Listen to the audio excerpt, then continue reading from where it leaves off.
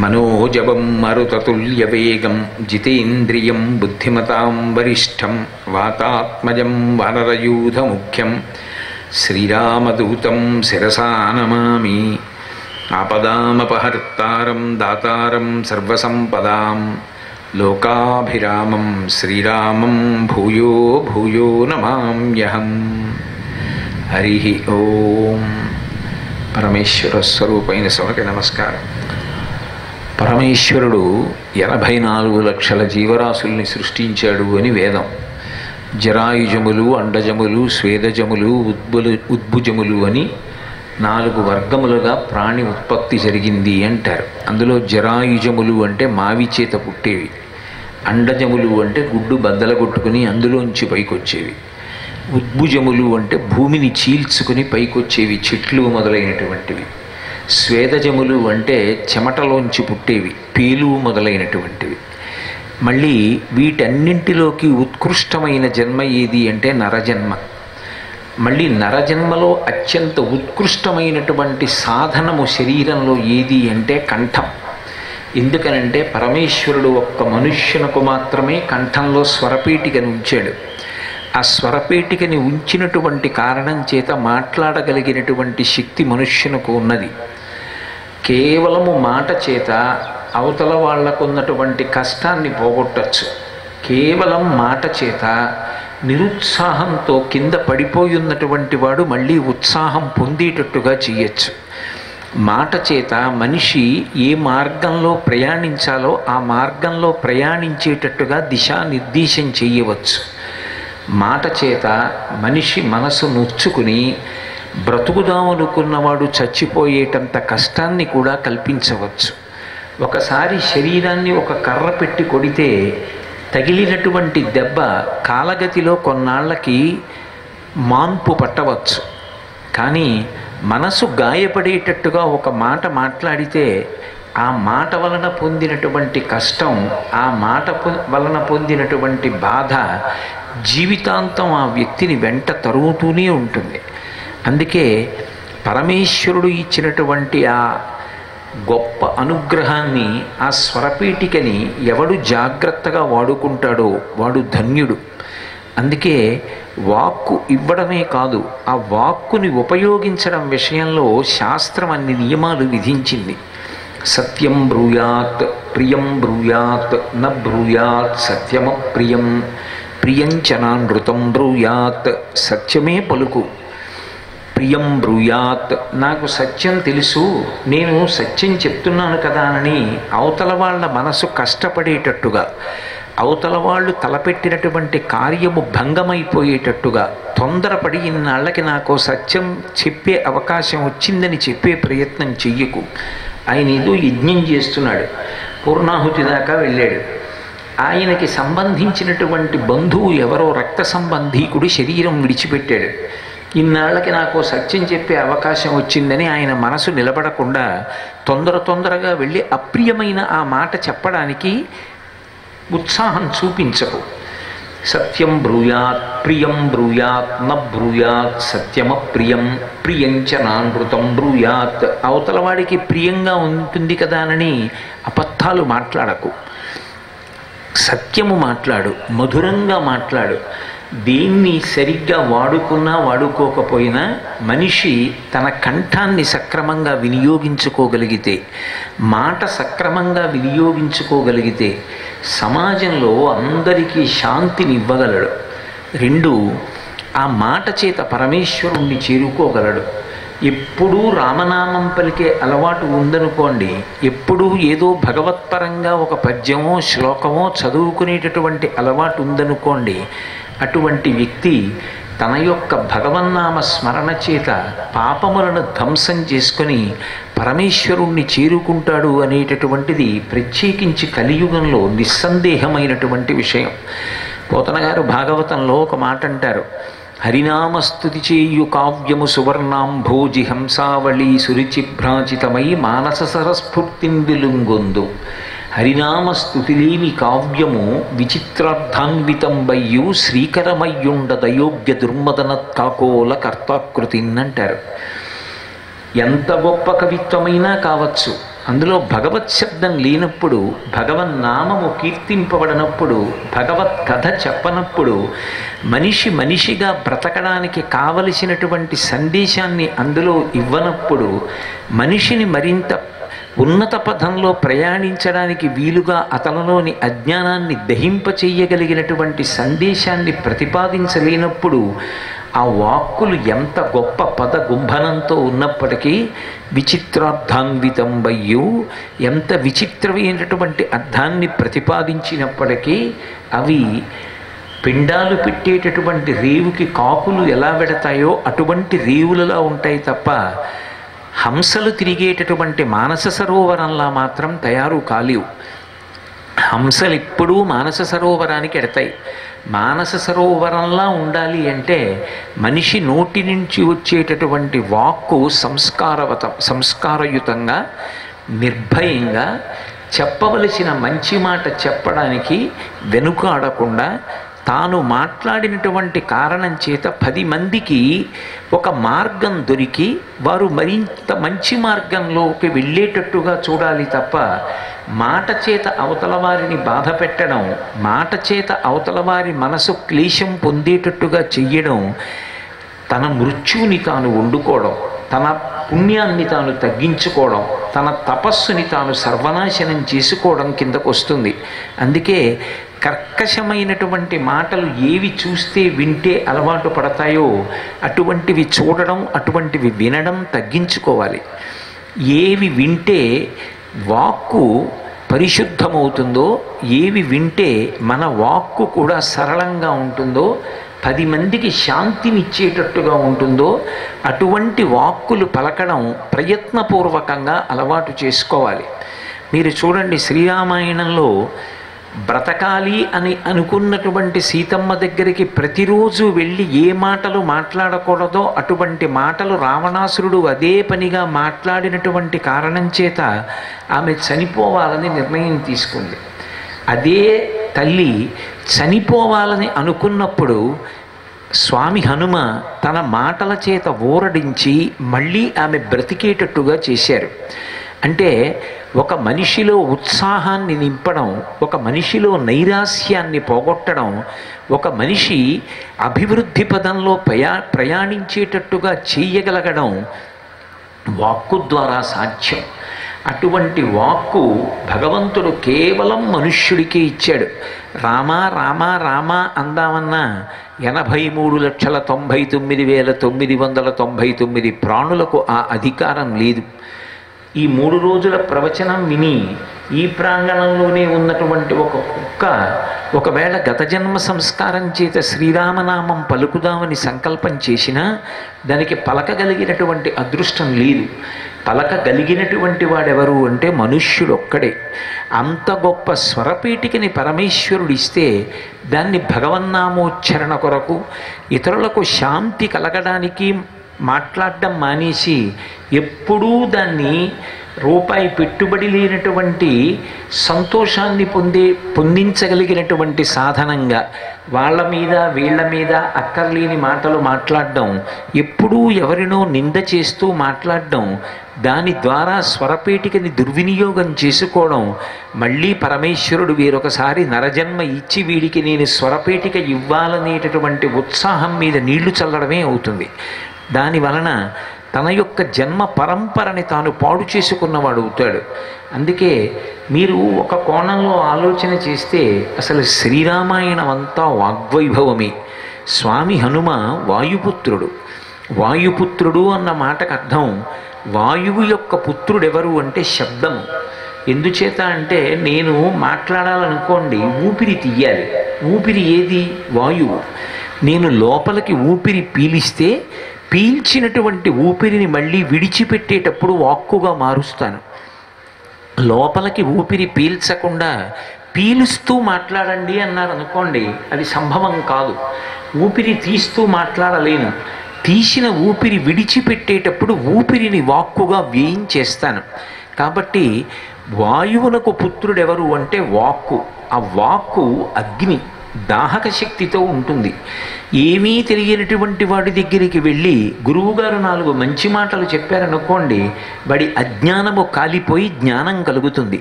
అగ్ని బాహ్యంలో వస్తువుని ఎలా దహిస్తుందో అలాగే వాక్కు అజ్ఞానాన్ని దహించేస్తుంది. వాక్కు మనిషిని మంచి మార్గంలో ప్రయాణించేటట్టుగా చేస్తుంది.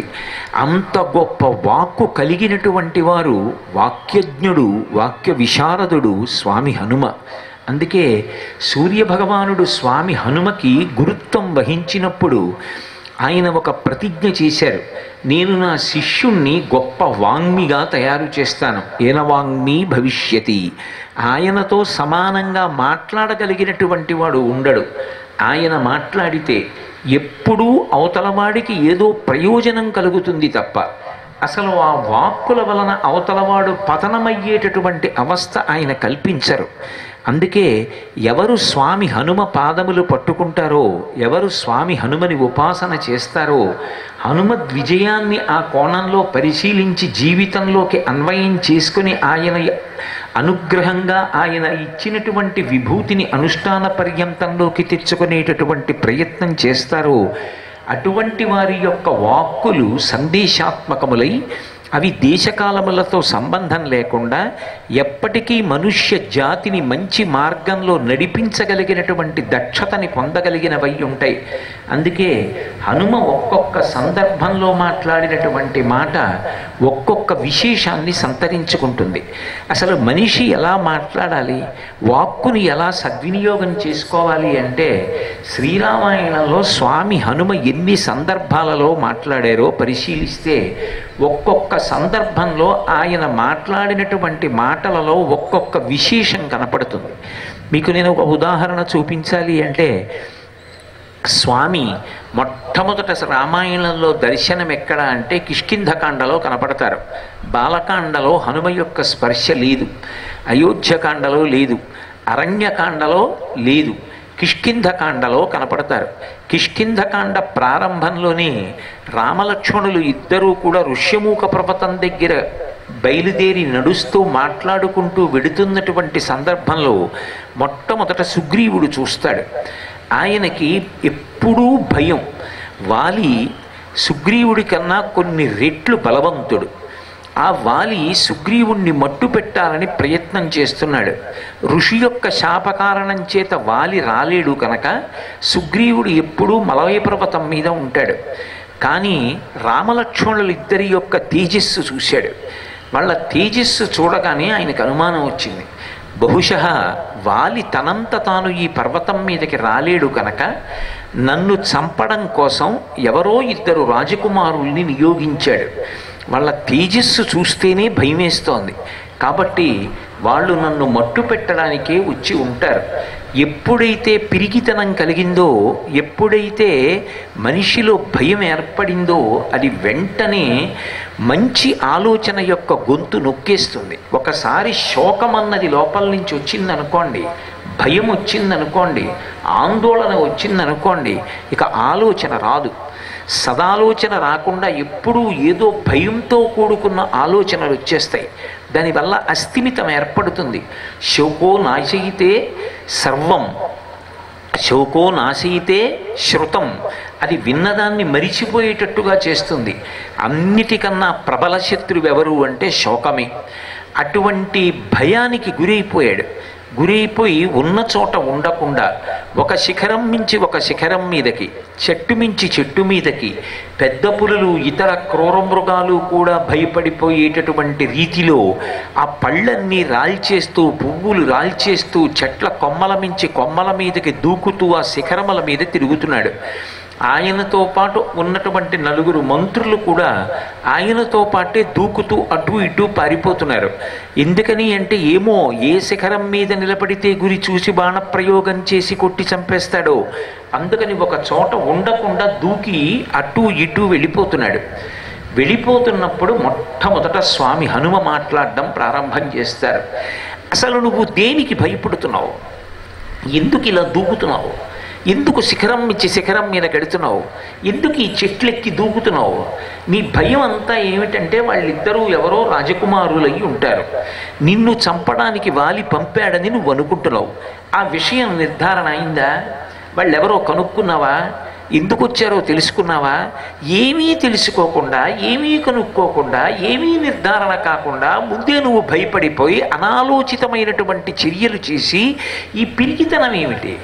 మంత్రి అవసరమైతే ప్రభువుతో నిర్భయంగా మాట్లాడగలగాలి తప్ప అన్ని వేళలా ప్రభువుని పొగుడుతూ ఉండడం, ఆయన తప్పు చేస్తున్నా సరే ఆయన తప్పు చేస్తున్నాడని తెలిసి కూడా నిగ్రహించకుండా, ప్రకటనంగా మాట్లాడకుండా భీతితో ఆయనని అనువర్తించి ఉండడం, అలా మాట్లాడితే తన పదవికి ఏమైనా భయం వస్తుందేమోనని ప్రభువుతో సత్యం పలకపోవడం మంత్రికి ఉండవలసినటువంటి లక్షణం కాదు. మంత్రి నిర్భయంగా రాజుతో మాట్లాడాలి. అందుకే స్వామి హనుమ నిలదీసి మాట్లాడతారు. అహో శాఖాం మృగత్వంతే వ్యక్తమేవ ప్లవంగమ లఘుచిత్తతమాత్మానం నస్థాపయసి యోమతః అంటారు. నువ్వు నీ శరీరానికి సంబంధించినటువంటి వానర బుద్ధి బయట పెట్టుకుంటున్నావు. ఏమిటి గంతులు, ఏమిటి దూకడం, ఏమిటి పర్వత శిఖరాల మీద ఎగరడం, ఏమిటి పిరికితనం? అసలు ఎవరో కనుక్కోవా? ఇటువంటి వాడివి నువ్వు రాజుగలా అవుతావు. నువ్వు నీ కింద పరిపాలింపబడేటటువంటి వాళ్ళని ఎలా రక్షిస్తావు? నీకే స్థిమితం లేదు. చిన్న సంఘటన ఏదైనా జరిగినా, ఏదైనా ఒక విషయం కనపడినా నువ్వే విచలితుడు అయిపోతావు, నువ్వే భయపడిపోతావు. ఎందుకు ఈ పరుగు? స్థిమితంగా నిలబడి మాట్లాడు ముందు. నిజంగా ఎంత ధైర్యంగా, ఎప్పుడు ఏ సందర్భంలో ఎవరితో ఎలా మాట్లాడి మార్గదర్శనం చెయ్యాలో అలా మాట్లాడతారు. ఒక్కొక్కసారి మాట్లాడేటప్పుడు పరమ మర్యాదగా మాట్లాడడం కుదరదు. తండ్రి గారే నూతిలో పడిపోయాడు చూసుకోకుండా. తండ్రి గారు కదా, మహానుభావుడు కదా, ఆయన నూతిలో పడిపోతే పరమ మర్యాదతో గౌరవంతో ప్రవర్తించాలి తప్ప ఆయన్ని మనం ఎలా పడితే అలా ముట్టుకుని, ఎలా పడితే అలా ప్రయత్నించకూడదని చూడకూడదు. అవసరమైతే నలుగురు దూకి ఈతరాని తండ్రిని పైకెత్తేటప్పుడు కాళ్లతో పైకెత్తుతారు, చేతులతో పైకెత్తుతారు. పట్టుకోవయా గట్టిగానే, ముందు జారిపోతావు, ఏమిటా భయం అని చెప్పి ఆ చుట్టూ ఉన్న వాళ్ళు ఏకవచన ప్రయోగమైనా చేసి ముందు పైకి లాగేస్తారు. రక్షించడం ప్రధానం తప్ప రక్షించేటప్పుడు మళ్ళీ అయ్యో అలా చేస్తే బాగుంటుందా అండి, ఆయన గౌరవనీయుడు కదా అండి, ఆయన్ని పైకెత్తితే ఓ కుర్చీలో కూర్చోబెట్టి పైకెత్తాలి కానీ అలా మోకాళ్ళతోటి కాళ్ళతోటి ఎత్తచ్చా అండి, తన్నినట్టు అవుతుంది కదా అండి అన్నప్పుడు అక్కర్లేదంతా మీరు పట్టించుకున్నారనుకోండి, అవతల వాడికి ప్రయోజనం సాధించడం సాధ్యం కాదు. ముందు రక్షించడం ప్రధానమైనప్పుడు ఎలాగో అలా రక్షించాలి. ఆయన పడుకున్నాడు, గదిలో అగ్నిహోత్రం అంటుకుంది, తటాలుడు లేచాడు, గడపంతా కూడా మంట రగులుతోంది. ఎలాగో అలా కంఠం పట్టుకునైనా ముందు చటుక్కున బయటికి ఈడ్చేయాలి. అంతేకాని ఆయన చొక్కా పట్టుకుంటే బాగుంటుందా, ఆయన్ని బయటికి ఇచ్చేస్తే బాగుంటుందా అని గౌరవం ప్రకటించి అయ్యో తమరి పట్ల మేము అలా ప్రవర్తించకూడదంటే కాలి బుగ్గైపోతాడు. ఒక్కొక్కసారి మాట కటువుగా ఉన్నట్టుగా ఉంటుంది, అది కటువుతనం కాదు. ఆ సందర్భమునకు అలా మాట్లాడాలి, లేకపోతే నిలబడడు. అది హే మహారాజా, మీ అంతటి విద్వాంసులున్నారా, మీరు సమస్తము తెలిసిన్నవారు అని ఉపోద్ఘాతాలు మొదలు పెడితే అసలు ఆ తర్వాత వినే మాట కూడా వినడం. అందుకే ప్రారంభమే అహో శాఖాం మృగత్వంతే వ్యక్తమేవ ప్లవంగమ. ఏమిటి వానర బుద్ధి బయట పెంచుకుని పిచ్చి గంతులు, నిలబడి గొంతు మాట్లాడడం అంటే స్వామి హనుమని చూసి నేర్చుకోవాలి. ఎప్పుడు ఏ సందర్భంలో ఎలా మాట్లాడాలో అలా మాట్లాడడం వల్ల ఆయన సుగ్రీవుడి పట్ల భక్తి లేనివారు కారు, అపారమైన భక్తి గౌరవం ఉన్నవారు. కానీ ప్రభువు తప్పు చేస్తున్నాడు, తప్పు చేస్తున్నప్పుడు దిద్దాలి. దిద్దడానికి ఎలా ప్రవర్తించాలో అలా దిద్దుతారు. ఒకప్పుడు శంకర భగవత్పాదులు కాశీపట్టణంలో వెడుతున్నప్పుడు ఒక బ్రాహ్మణుడు వ్యాకరణాంతర్గతమైనటువంటి డుక్రుంకరణి సూత్రములను పారాయణ చేస్తున్నాడు. ఈ వ్యాకరణం నీకు అన్నం పెడుతుందిరా, పెద్దవాడి అయిపోతున్నావు, భగవన్నామని చెప్పరా అని భజ గోవిందం భజ గోవిందం గోవిందం భజ మూఢమతే సంప్రాప్తే సన్నిహితే కాలే నహి నహి రక్షతి డుక్రుంకరణే. ఈ డుక్రుంకరణి కాపాడుతుందా? గోవింద గోవింద గోవింద అనడం నేర్చుకోరా మూఢుడా అన్నారు. మూఢుడు అంటే తెలియనివాడు, కానీ చెప్తే మాత్రం వింటాడు. అది శంకర భగవత్పాదుల ఉద్దేశ్యం. ఆ సమయంలో అలా మాట్లాడకపోతే ఆ బ్రాహ్మణుడు పాడైపోతాడు. అందుకని మూఢ అని మొదలుపెట్టారు. వినడం మొదలుపెట్టిన తర్వాత తత్వం చింతీయ తదీయ భ్రాత, ఓ సోదరా అని మాట్లాడారు. మాట మాట్లాడడం ఒక గొప్ప కౌశలం, అది ఒక కళ. ఏ సందర్భంలో ఎలా మాట్లాడాలో అలా మాట్లాడాలి. ఒక్కొక్కసారి కోపం నటించాలి, ఒక్కొక్కసారి సాత్వికంగా ఉండాలి, ఒక్కొక్కసారి అనునయంగా ఉండాలి, ఒక్కొక్కసారి బుజ్జగించాలి, ఒక్కొక్కసారి చూపుడు వేలి చూపించాలి. తాను మాత్రం కోపానికి వశపడకూడదు. ఎప్పుడు ఏది మాట్లాడినా వ్యవస్థని చక్కదిద్దే ప్రయత్నం చెయ్యాలి, అవతలవాడికి ప్రయోజనం కల్పించాలి తప్ప తన మాటల చేత అవతలవాడిని మభ్యపెట్టడం, మోసపుచ్చడం, పాడు చెయ్యడం ఎన్నడూ చెయ్యకూడదు. ఎందుచేత అంటే అది మనకి పరమేశ్వరుడిచ్చినటువంటి గొప్ప ఉపకరణం, అది పరమేశ్వరుడిచ్చినటువంటి గొప్ప విభూతి. వెంటనే సుగ్రీవుడన్నాడు, ప్రభువుల నీతి అలా ఉంటుంది హనుమ.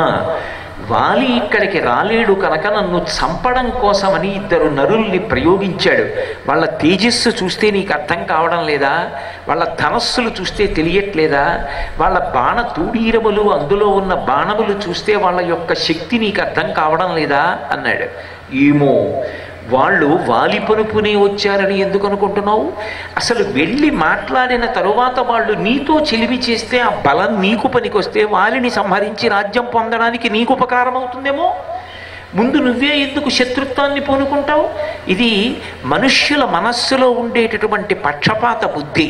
మనం చూడండి, ఏదో వాహనంలో ప్రయాణం చేస్తున్నాం అనుకోండి, ఎవరో ఒక ఆయన పాపం ఏదో ఏ రామాయణమో చదువుకుంటూ దీక్షలో ఉన్నాడు, ఏదో పెద్ద గడ్డం తిరిగిపోయింది ఆయనకి. ఇలా వచ్చి కూర్చునేటప్పటికీ ఆ గడ్డము ఆయన్ని చూస్తే భయం వేస్తోంది, కొంచెం జాగ్రత్తగా ఉండండి, అడిగినవన్నీ చెప్పేయకండి, ఊరికే మాట కలపకండి అంటారు. ఏమిటి, ఆయనకి గడ్డం ఉంటే మోసం చేసేస్తాడా? గడ్డం లేకపోతే మోసం చేసేయకుండా ఉంటాడా? ఇదో మనిషి యొక్క బాహ్యంలో ఉన్న రూపాన్ని బట్టి నిర్ణయానికి రాకూడదు. పక్షపాతములు విడిచిపెట్టి ప్రవర్తించడం జీవితంలో అలవాటు కావాలి.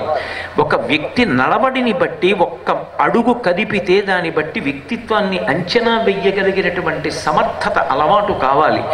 అందుకే నీకు అనుమానం కదా, నేను వెళ్ళి మాట్లాడి వస్తాను వాళ్ళిద్దరితో.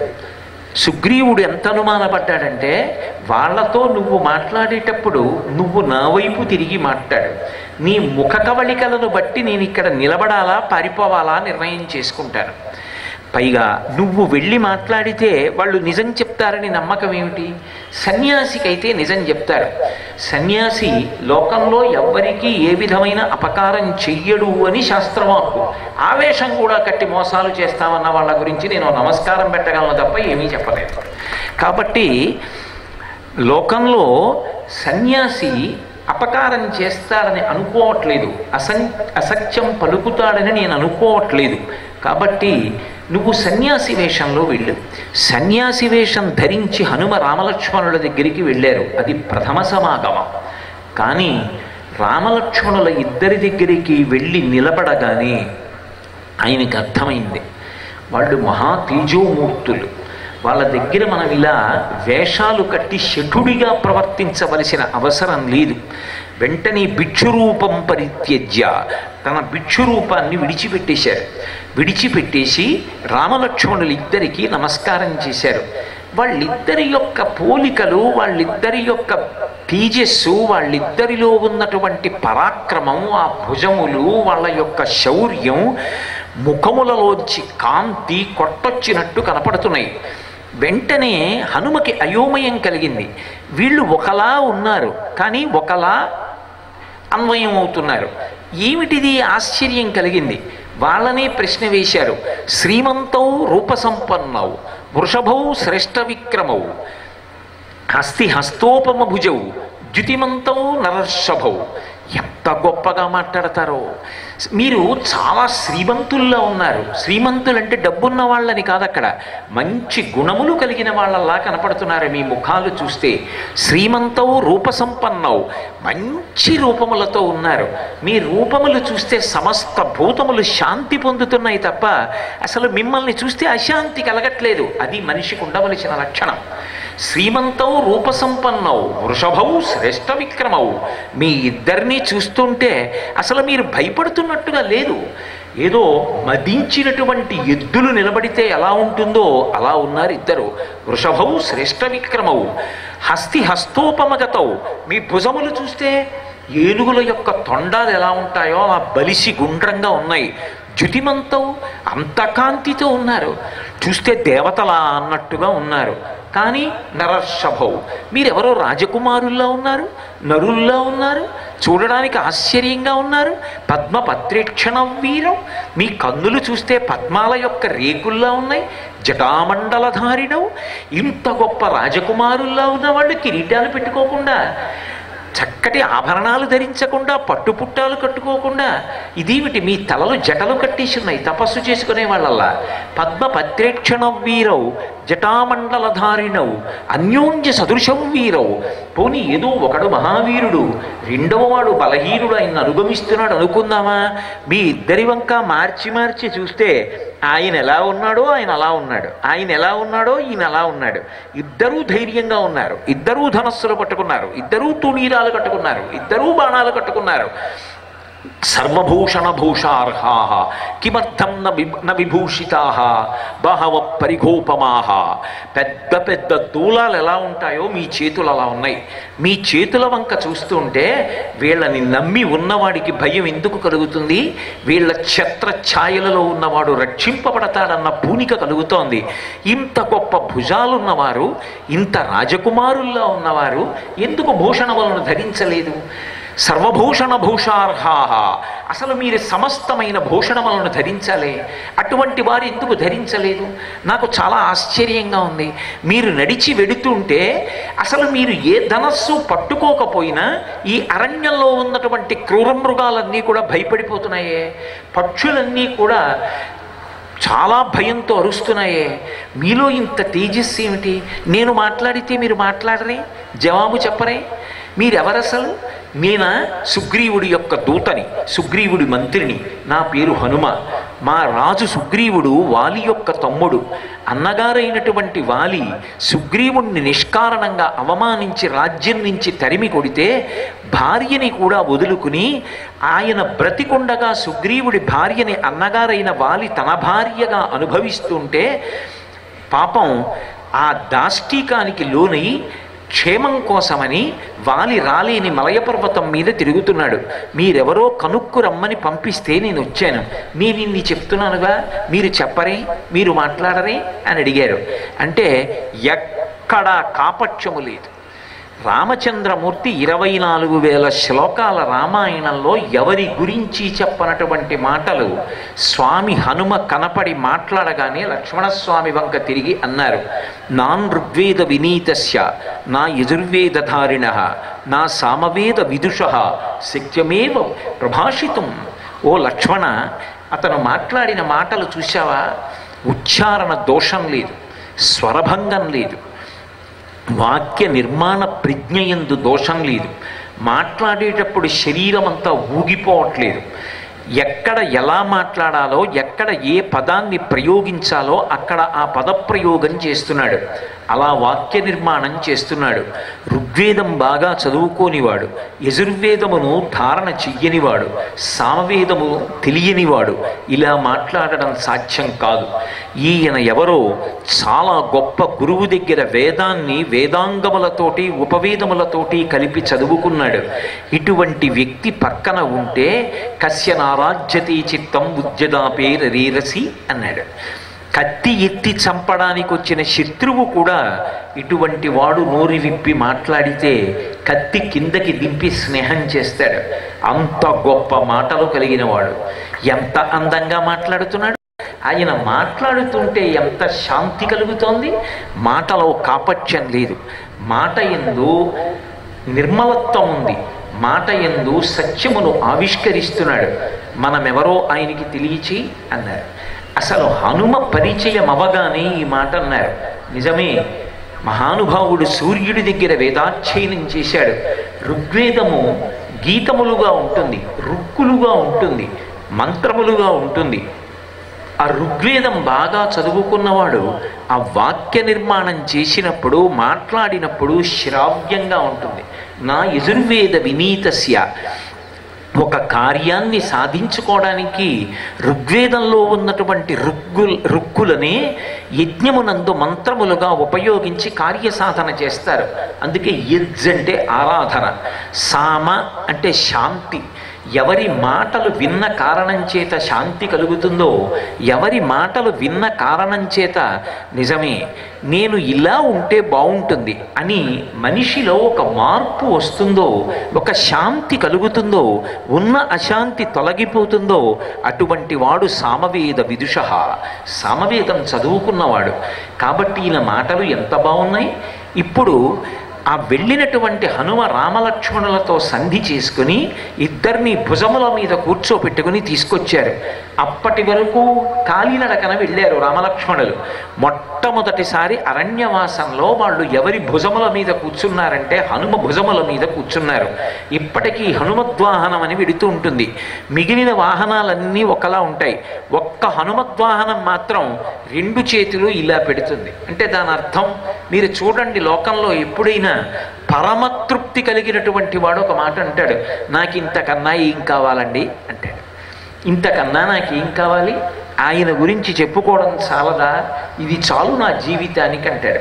ఇలా అన్నాడు అంటే పరమతృప్తితో ఉన్నాడు అని అర్థం. ఆయనకి ఏం కావాలి, ఎప్పుడూ రామలక్ష్మణుల్ని వహించడం కావాలి. మనసులో వాళ్ళని ధరించాలి, వాళ్ళ గురించి ఆలోచించాలి, వాళ్ళ గురించి మాట్లాడాలి తప్ప ఇంకొకటి స్వామి హనుమకి అక్కర్లేదు. అందుకే ఆయన గురించి మాట్లాడుతూ నాన్ ఋగ్వేద వినీతస్య నా యజుర్వేదధారిణ నా సామవేద విదుష శక్యమేవ ప్రభాషితుం. ఆ 4 వేదములు తెలియనివాడు, చక్కగా చదువుకోనివాడు అసలు ఇలా మాట్లాడగలరా అంటారు. అటువంటి హనుమ రామలక్ష్మణులతో సంధి చేసుకుని సుగ్రీవుడితో సంధి చేయించి వాలి సంహారం చేయించి సుగ్రీవుడికి తిరిగి పట్టాభిషేకం జరిగేటట్టుగా, వానర సామ్రాజ్యం దక్కేటట్టుగా, అదే సమయంలో మళ్ళీ ఆయన భార్య అయినటువంటి రొమ కూడా సుగ్రీవుడికి దక్కేటట్టుగా తన వాక్కుల చేత సాధించినటువంటి ప్రతిభాశాలి స్వామి హనుమ.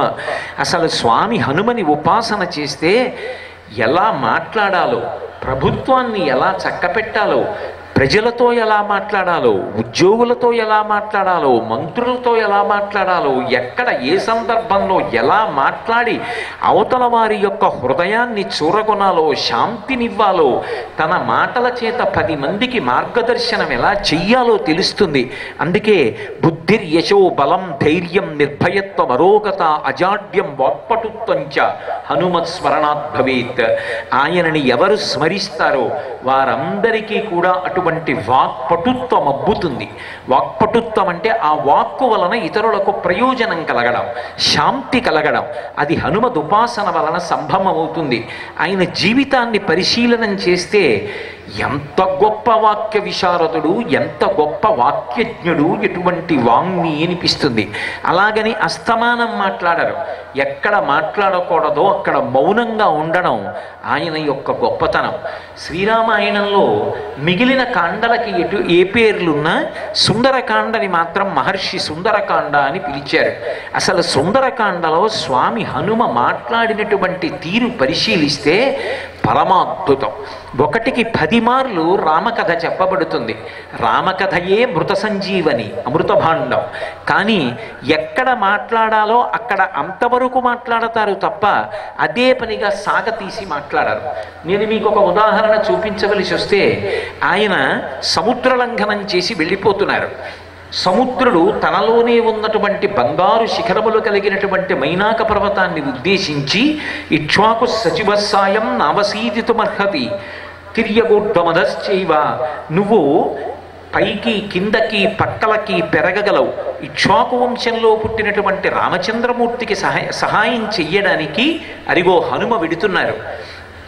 మేము ఇక్ష్వాకు వంశంలో పుట్టిన వాళ్ళ వల్ల వచ్చాం అంటే సముద్రములు ఏర్పడ్డాయి కాబట్టి తిరిగి ప్రత్యుపకారం చెయ్యాలి.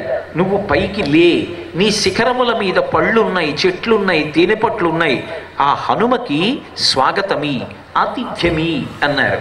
వెంటనే మైనాక పర్వతం సముద్రంలోంచి పైకి లేచింది. మధ్యే లవణతోయశ్చ విఘ్నోయమితి నిశ్చయ, ఇది బహుశः నాకు విఘ్నము అనుకున్నారు. వరసాపాతయామాస జీమూతమివ మారుత, వక్షస్థలంతో శిఖరములు కొడితే చూర్ణములై పడిపోయి వెంటనే మైనాకుడు మనుష్య శరీరాన్ని ధరించి నిలబడ్డాడు. అంతరిక్షస్థిత శ్రీమాన్ ఇతం వచనమబ్రవీత్. స్వామి హనుమనుద్దేశించి ఒక మాట అన్నాడు. కృతీచ ప్రతికర్తవ్యం దేశధర్మ సనాతన సోయం తత్ప్రతికారార్థి తత్వ సమ్మానమర్హతి. ఈ సనాతన ధర్మమునందు ఒక విషయం ఉంది. ఎప్పుడైనా ఎవరైనా మనకి ఉపకారం చేస్తే వారికి తిరిగి ప్రత్యుపకారం చెయ్యడానికి ఎన్నడూ వెనుకంజ వెయ్యకూడదు. నీ తండ్రి అయినటువంటి వాయువు నాకు ఒకప్పుడు ఉపకారం చేశాడు. కృతయుగంలో పర్వతాలకి రెక్కలు ఉండేవి. అవి గాలిలో ఎగిరి వెడుతుంటే ఎక్కడ దిగుతాయోనని తాము మరణిస్తామని ఋషి సంఘములు భూత సంఘములు భయపడుతుంటే ఇంద్రుడు వజ్రాయుధం ధరించి పర్వతముల యొక్క రెక్కలు తరిగేశాడు. ఆ సమయంలో నేను మైనాక పర్వతాన్నైనా బంగారు శిఖరములున్నా ఎగరడానికి భయపడిపోయి భయంతో కదలలేక ఉండిపోతే మీ తండ్రి స్నేహితుడు కనుక నన్ను పైకెత్తి తీసుకొచ్చి సముద్రంలో పడేశాడు. అప్పుడు పాతాళస్య ప్రమేయస్య ద్వారమావృత్య తిష్టసి, నేను పడిపోయినప్పుడు పాతాళంలోంచి రాక్షసులు పైకొచ్చేటటువంటి బిలమార్గానికి మూతలా అడ్డంగా పడ్డాను. పోనీలే వీడు భయంతో కదలడు, అడుగు నుంచి రాక్షసులు రారు అని ఇంద్రుడు నన్ను ఏమీ అపకారం చెయ్యకుండా వదిలేశాడు. రెక్కలున్నా పైకి రాలేక భయంతో ఉండిపోయాను. నీ తండ్రి ఒకప్పుడు నాకు ఉపకారం చేశాడు. ఆత్మావై పుత్రనామాసి, తండ్రి కొడుకు అభేదం. ఇవాళ ఆయన కుమారుడవైనటువంటి నువ్వు రామకార్యం మీద వెడుతున్నావు. ఉపకారం చేసిన వాడికి ప్రత్యుపకారం చెయ్యొద్దు. అతిథి కిల పూజార్హ ప్రకృతోపి విజానత. సామాన్యమైనటువంటి అతిథి వస్తేనే పొంగిపోతాం, అందులో నీ వంటి అతిథి లభిస్తాడా మాకు? కాబట్టి ఒక్కసారి నిపత్య మమ శృంగేషు విశ్రమస్వ యథాసుఖం. నా శిఖరముల మీద వాలు కూర్చో, కాస్త తేనె తాగు, 2 పళ్ళు తిను, తర్వాత బయలుదేరు. అప్పుడు నిలబడి మాట్లాడారనుకోండి, బయలుదేరే ముందు ఏమని ప్రతిజ్ఞ చేశారు హనుమ? యథారాఘవ నిర్ముక్త శరశ్వసన విక్రమ గచ్చేతత్గమిష్యామి లంకాం రవణపాలితాం నహి ద్రక్ష్యామి ఇది లంకాయాం జనకాత్మజాం అనేనైవ హి వేగేన గమిష్యామి సురాలయం బద్వారాక్షతరాజేణ మానయిష్యామి రావణం సర్వదా కృతకార్యోహామిష్యామి సహసీతయా. అది కదా ఆయన ప్రతిజ్ఞ. నేను రామచంద్రమూర్తి యొక్క కోదండము నుంచి వినిర్ముక్తమైనటువంటి బాణము ఎలా మధ్యలో ఆగకుండా లక్ష్యం మీద పడడానికి వెళ్ళిపోతుందో అలా వెడతాను తప్ప ఆగనన్నారు. మరి వెడుతున్నవారు మధ్యలో మైనాకుడు ఆతిథ్యం ఇస్తానన్నాడు కదా అని ఆగి మాట్లాడి వెడితే చేసినటువంటి ప్రతిజ్ఞకి భంగం కాదు. అలాగని ఎంతో ప్రేమతో ఆతిథ్యం ఇచ్చినటువంటి వారి పట్ల నిరాదరణ భావంతో నాకు అక్కర్లేదండి అని వెళ్ళిపోతే అది తిరస్కరించినట్లు కాదు. వెంటనే ఎంత అందంగా మాట్లాడతారో. ప్రీతోస్మి కృతమాతిథ్యం మన్యురేషోపనీయతాం త్వరతే కార్యకాలో మే అహస్యాప్యతివర్తతే ప్రతిజ్ఞాతమయా దత్తానస్తాతవ్య విహాంకరే అంటారు. నాయన, నువ్వు నాకు ఆతిథ్యం ఇచ్చినట్టే, నేను స్వీకరించినట్టే. ప్రీతోస్మి కృతమాతిథ్యం మన్యురేషోపనీయతాం. అవతల వేళ దాటిపోతోంది. త్వరతే కార్యకాలో మే అహస్యాప్యతివర్తతే. నేను చీకటి పడే లోపల లంకాపట్టణాన్ని చేరిపోవాలి. ప్రతిజ్ఞ చేశాను రామబాణంలా వెడతానని. కాబట్టి నీవు నాకు ఆతిథ్యం ఇచ్చినట్టే భావన చేస్తున్నానని తన చేతితో ఒక్కసారి శిఖరములను స్పృశించి ముందుకు వెళ్ళిపోయారు. ఆయన మాట్లాడితే అంత అందంగా ఉంటుంది. ఒక్కొక్కసారి అవతల వాళ్ళు అమాయకత్వంతో ఒక కార్యక్రమాన్ని పెట్టవచ్చు, కానీ అది యోగ్యమైనది కాదు అని తిరస్కరించవలసి వచ్చినప్పుడు కూడా అంత మృదువైనటువంటి మాటతో తిరస్కరించగలగాలి. అది స్వామి హనుమని ఉపాసన చేస్తే తెలుస్తుంది. అందుకే ఒకసారి పర్వత శిఖరములను స్పృశించి తన మార్గంలో తాను వెళ్ళిపోయారు. అయం వాతాత్మజ శ్రీమాన్ ప్లవతే సాగరోపరి. అదిగో మహానుభావుడు సముద్రం మీద వెళ్ళిపోతున్నాడమ్మా నిర్భయంగా. ఏది ముహూర్తం విఘ్నమాచర. నాగమాత సొరసని పిలిచారు. ఆ సొరస ఎవరో కాదు, కద్రువ. అందుకే నాగమాత కద్రువ సొరసగా వచ్చింది. కాబట్టి ఏది ఒక్కసారి ఒక విఘ్నాన్ని కల్పించు. తట్టుకుంటాడో, విఘ్నం వచ్చిందని చతికిల పడిపోతాడో, భయపడిపోతాడో చూస్తాం. సొరస అడ్డొచ్చి పెద్ద నోరు తెరిచింది. ఆయన ఇదేమిట్రా విఘ్నం వచ్చింది, ఇంతవరకు మైనాక పర్వతాలు వచ్చాయి, బంగారు పర్వత శిఖరాలు ఆగమన్నాయి, తేనె తాగమన్నాయి, పళ్ళు తినమన్నాయి, కాసేపు కూర్చోమన్నాయి, విశ్రాంతి తీసుకోమన్నాయి, దాటిపోవడం పర్వాలేదు. ఈవిడ అడ్డొచ్చి మింగేస్తానంటోంది. ఆయన భయపడలేదు. ప్రహృష్టవదన శ్రీమాన్ ఇదం వచనమబ్రవీత్. అది స్వామి హనుమంటే. విఘ్నములు కలిగిన ఆయనకేం తొట్టుబాటు ఉండదు, తన పథంలో తాను దూసుకుపోతారు. అందుకే ఏమీ భయం పొందలేదు. ఆవిడంది, నాయన నువ్వు నాకు ఆహారం అయిపోవాలి, కాబట్టి నీవు నా నోట్లో ప్రవేశించు, నిన్ను ఆహారంగా నీ స్వీకరిస్తాను. ఆహారం తినేవాడు తీసి నోట్లో పెట్టుకోవాలి తప్ప నా నోట్లోకి రానకూడదు. అందులోనే చమత్కారం తెలుస్తోంది. కాబట్టి ఆవిడంది, నిన్ను నేను భుజించాలి, నా నోట్లోకి ప్రవేశించు. వెంటనే ఆయన రామకథ చెప్తారు. కానీ చెప్పేటప్పుడు మళ్ళీ ఏదో పుత్రకామేష్టి అశ్వమేధయాగం దగ్గర నుంచి మాట్లాడరు. ఎక్కడ సంక్షిప్తంగా మాట్లాడాలో అక్కడ అంత సంక్షిప్తంగా మాట్లాడతారు. అది ఆయన ప్రజ్ఞ తప్ప అన్ని వేళలా అదే పనిగా మాట్లాడకూడదు. ఎక్కడ ఎంత మాట్లాడాలో అంత మాట్లాడాలి. ఒక్కొక్కసారి చిన్న మాటలలో అద్భుతమైనటువంటి సారమును పొదగగలగాలి. ఒక్కొక్కసారి అవసరమైతే 2 గంటలు మాట్లాడగలగాలి. భూపసభాంతరాళమున పుష్కళ వాక్చతురత్వ మాజి బాహాపటు శక్తియున్ యశమునందనురక్తియు ప్రకృతి సిద్ధగుణంబులు సజ్జనాళికిన్. సభలోకి వచ్చినప్పుడు పుష్కళ వాక్చతురత్వము కలిగి ఉండడం సజ్జనుల యొక్క లక్షణం. కాబట్టి ఆయన అన్నారు, అమ్మ రామో దాశరథిర్నామా ప్రవిష్టో దండకాననం లక్ష్మణేన సహభ్రాత వైదేహ్యా చ అభిభార్యయ అథవా మైథిలీం దృష్ట్వా రామంచాక్లిష్టకారిణం ఆగమిష్యామితే వక్త్రం సత్యం ప్రతిశృణోమితే.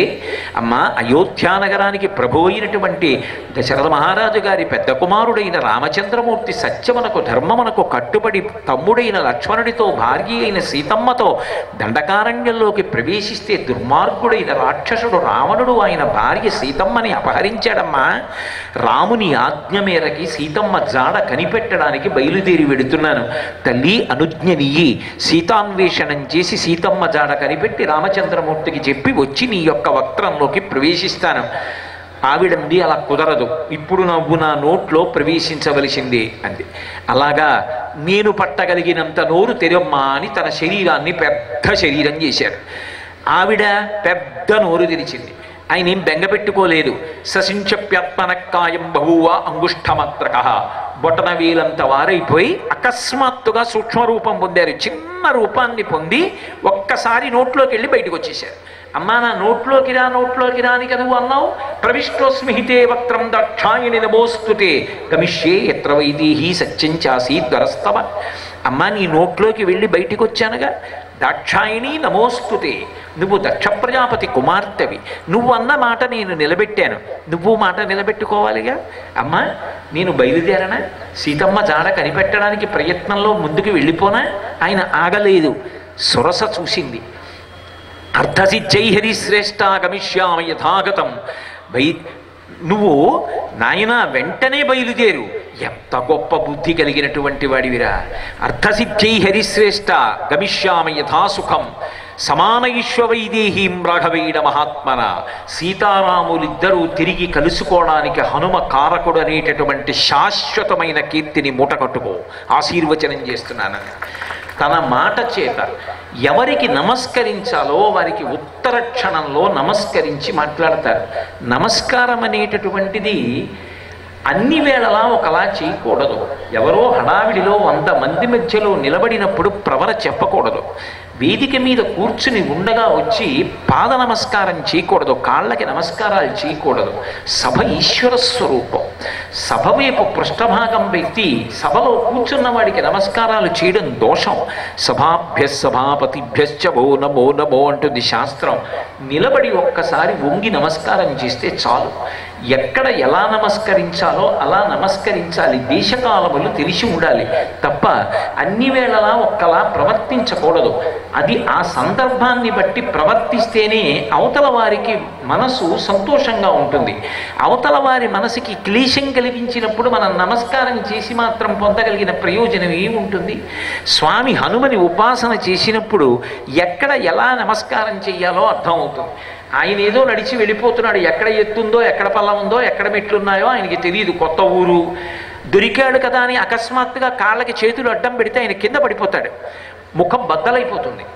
ఎక్కడ పడితే అక్కడ, ఎప్పుడు పడితే అప్పుడు అటువంటి నమస్కారాలు చెయ్యకూడదు. అందుకే భాగవతంలో పోతన గారు అంటారు, క్షోణితలంబు నిన్ను దురుతాటించి అంటారు. ఆయన వెళ్ళిపోతున్నటువంటి భూమి ఏదుందో దాన్ని ఒకసారి ముట్టుకుని నమస్కారం చేస్తే చాలు, నిలబడి నమస్కారం చేస్తే చాలు తప్ప ఎక్కడ పడితే అక్కడ ఎలా పడితే అలా నమస్కారం చేయకూడదు. అందుకే దాక్షాయణి నమోస్తుతే ఆయన ఆగడం, ప్రవర చెప్పడం, కింద పడ్డం, నమస్కారాలు పెట్టడం ఇలాంటి పిచ్చి పనులు చేయలేదు. వెళ్ళిపోతూనే ఒక్క నమస్కారం చేశారు. మెచ్చుకుంది ఆవిడ. ఇదిరా ఉండవలసిన ప్రజ్ఞ అంది. అర్ధసిద్ధ్యై హరిశ్రేష్ఠ గచ్చ సౌమ్య యథాగతం సమానైశ్వ వైదేహీం రఘవేణ మహాత్మన. సీతారాముల్ని కలిపినవాడు హనుమ అనేటటువంటి కీర్తిని శాశ్వతంగా పొందవయా, బయలుదేరు. మహానుభావుడు వెళ్ళిపోతున్నారు ఆకాశ మార్గంలో. అవతల పక్కన లంకాపట్టణంలోకి దిగారు. ఇలా అన్వేషణం చేద్దామని బయలుదేరగానే మొట్టమొదట ఆయనకి లంకాపట్టణంలో లంక యొక్క అధిష్టాన దేవత, తెలుగులో అయితే లంకిని అంటాం, సంస్కృతంలో అయితే లంక అని అంటాం. ఆ లంక ఒక స్త్రీ స్వరూపంతో ఆ రాజద్వారం దగ్గర నిలబడి ఉంది. ఆవిడ ఉద్ధతి, ఎవరిని సేవించిన వారికి అటువంటి బుద్ధులు వస్తాయి కదూ, యథారాజా తథా ప్రజ. వాక్పారుష్యం, ఎందుకు అయిన దానికి కాందానికి అవతల వాళ్ళ మనసు ఖేదపడేటట్టు నోరు ఉంది కదా అని వదరి మాట్లాడడం అంటే సంస్కారము లేనితనం. నోరు ఉండడం గొప్ప కాదు, చదువు రావడం గొప్ప కాదు, మాట ఎలా మాట్లాడాలో తెలిసి ఉండడం గొప్ప. అసలు మాట్లాడటమే చేత కానివాడు ఎంత చదువుకున్నా అది బూడిదలో పోసిన పన్నీరు. ఎంత గొప్ప కాంచన లంకకి అక్కడ ఆమె ద్వారపాలకురాలిగా ఉన్నా అసలు ఎలా ప్రవర్తించాలో తెలియదు, ఎలా మాట్లాడాలో తెలియదు. లోపల రావణుడు ఎంత అహంకారంతో ఉంటాడో ఆవిడ అంత అహంకారంతో ఉంటుంది. ఒక చిన్న కోతి పిల్ల రూపంలో ఉన్నారు. అది కూడా ఎంత కోతి పిల్ల అంటే సూర్యే చాస్తం గతే రాత్రౌ దేహం సంక్షిప్య మారుతి వృషదంశకమాత్ర సన్బభూవా అద్భుత దర్శన. పిల్లి పిల్ల ఎంత ఉంటుందో అంత చిన్న కోతి పిల్ల అక్కడ తిరుగుతోంది. దానికి కోపం వచ్చింది. కస్త్వం కేనచ కార్యేణ ఇహ ప్రాప్తో వనాలయ కథయ స్నేహయత్తత్వం యావత్ ప్రాణాధరంతితే. అంత పారుష్యంతో మాట్లాడాలా, అంత అహంకారంతో మాట్లాడాలా, అంత కోపంతో మాట్లాడాలా? అదే ఆ మనిషి బ్రతుకేటటువంటి విధానం. అందుకే లోకంలో పెద్దలు ఎక్కడ ఇటువంటి వాళ్ళని చూసి అసహించుకున్నారు ఓ మాట అంటారు. లోకంలో ఏదో కట్టుకున్న సతిని నట్టేటిలో ముంచి కన్నవారి నోట గడ్డ కొట్టి సభలకెక్కువాడు చచ్చు పెద్దమ్మరా లలిత సుగుణజాల తినుగుబాల. వాడి భార్యని పోషించుకోవడం వాడికి చేతకాల. ఇటువంటి భర్తని సంతోషించి ఆ భర్తని అనుగమించి జీవితకాలం బ్రతుకుతాను, ఎన్ని జన్మలెత్తినా ఈయనే నాకు భర్తగా కావాలని కోరుకోలేక ఎంత విసిగించాడో దుర్మార్గుడు. ఆ భార్య వీడికి దూరంగా ఉంటే నాకు మనశ్శాంతిని, వాడు భర్త అని తెలిసి ఉన్నా వాడిని వదిలిపెట్టి దూరంగా పోయి బ్రతుకుతోందంటే ఆ మహాతల్లి వాడి దాష్టికానికి, వాడి దౌర్భాగ్యానికి, వాడి దుర్మార్గానికి వేరే నిర్వచనాలు కావాలా? వాడి జీవితం ఎంత గొప్పదో చెప్పడానికి మళ్ళీ ప్రవచనాలు, ఉపన్యాసాలు కావాలా? కట్టుకున్న సతిని నట్టేటిలో ముంచి కన్నవారి నోట గడ్డ కొట్టి, వాడికి తల్లి మీద గౌరవం ఉండదు, తండ్రి మీద గౌరవం ఉండదు, శాస్త్రం మీద గౌరవం ఉండదు, వేదం మీద గౌరవం ఉండదు, ఆచారకాండ మీద గౌరవం ఉండదు, దేని మీద గౌరవం ఉండదు. గౌరవం ఉన్న వాళ్ళని చూసి సహించలేడు. కానీ వాడు మాత్రం సభలకెక్కువాడు చచ్చు పెద్దమ్మరా, వాడు సభలకెక్కి ప్రసంగాలు చేస్తూ ఉంటాడు. లలిత సుగుణజాల తినుగుబాల అంటే తన జీవితాన్ని తనకి ఒబ్బిడి చేసుకోవడం, తాను తన జీవితంలో అనుష్ఠానం చెయ్యడం, తన చుట్టూ ఉన్న వాళ్ళతో ప్రేమగా బ్రతకడం చేత కాని వాడి వాక్కు ఎంత పారుష్యంతో ఉంటుందో, అటువంటి వాక్కు ఎంత ప్రమాదకరమో వాల్మీకి మహర్షి చూపిస్తారు. అలా మాట్లాడాలా? నిజానికి లంక ఎంత తీవ్రంగా మాట్లాడిందో. కస్త్వం కేనచ కార్యేణ ఇహ ప్రాప్తో వనాలయ కథయ స్నేహయత్తత్వం యావత్ ప్రాణాధరంతితే. ఎవడ్రా నువ్వు? ఎక్కడో అడవులలో తిరగవలసిన వాడివి, కోతిపిల్ల, ఇక్కడికి ఎందుకు వచ్చావు? ఏం ప్రాణాలతో ఉందామనుకుంటున్నావా? నేనెవరో తెలుసా? లంకని ఒక్క గుద్ది చంపి అవతల పారేస్తాను. ఏమిటి ఆయన ఏం చేశారని? అది కోతిపిల్ల రూపంలో అక్కడ తిరుగుతున్నారు, దానికి అంతలా మాట్లాడాలా? అంటే లోపల పెరిగిపోయిన అహంకారం, పాపబుద్ధి, యుక్తాయుక్త విచక్షణ లేదు, ఏం మాట్లాడుతున్నాడో తెలియదు, తన వాక్కుల చేత తన గొయ్యి తాను తవ్వుకుంటున్నాడు. కాబట్టి కస్తం కేనచ కార్యేణ ఇహ ప్రాప్తో వనాలయ కథయ స్నేహయత్తత్వం యావత్ ప్రాణాధరంతితే.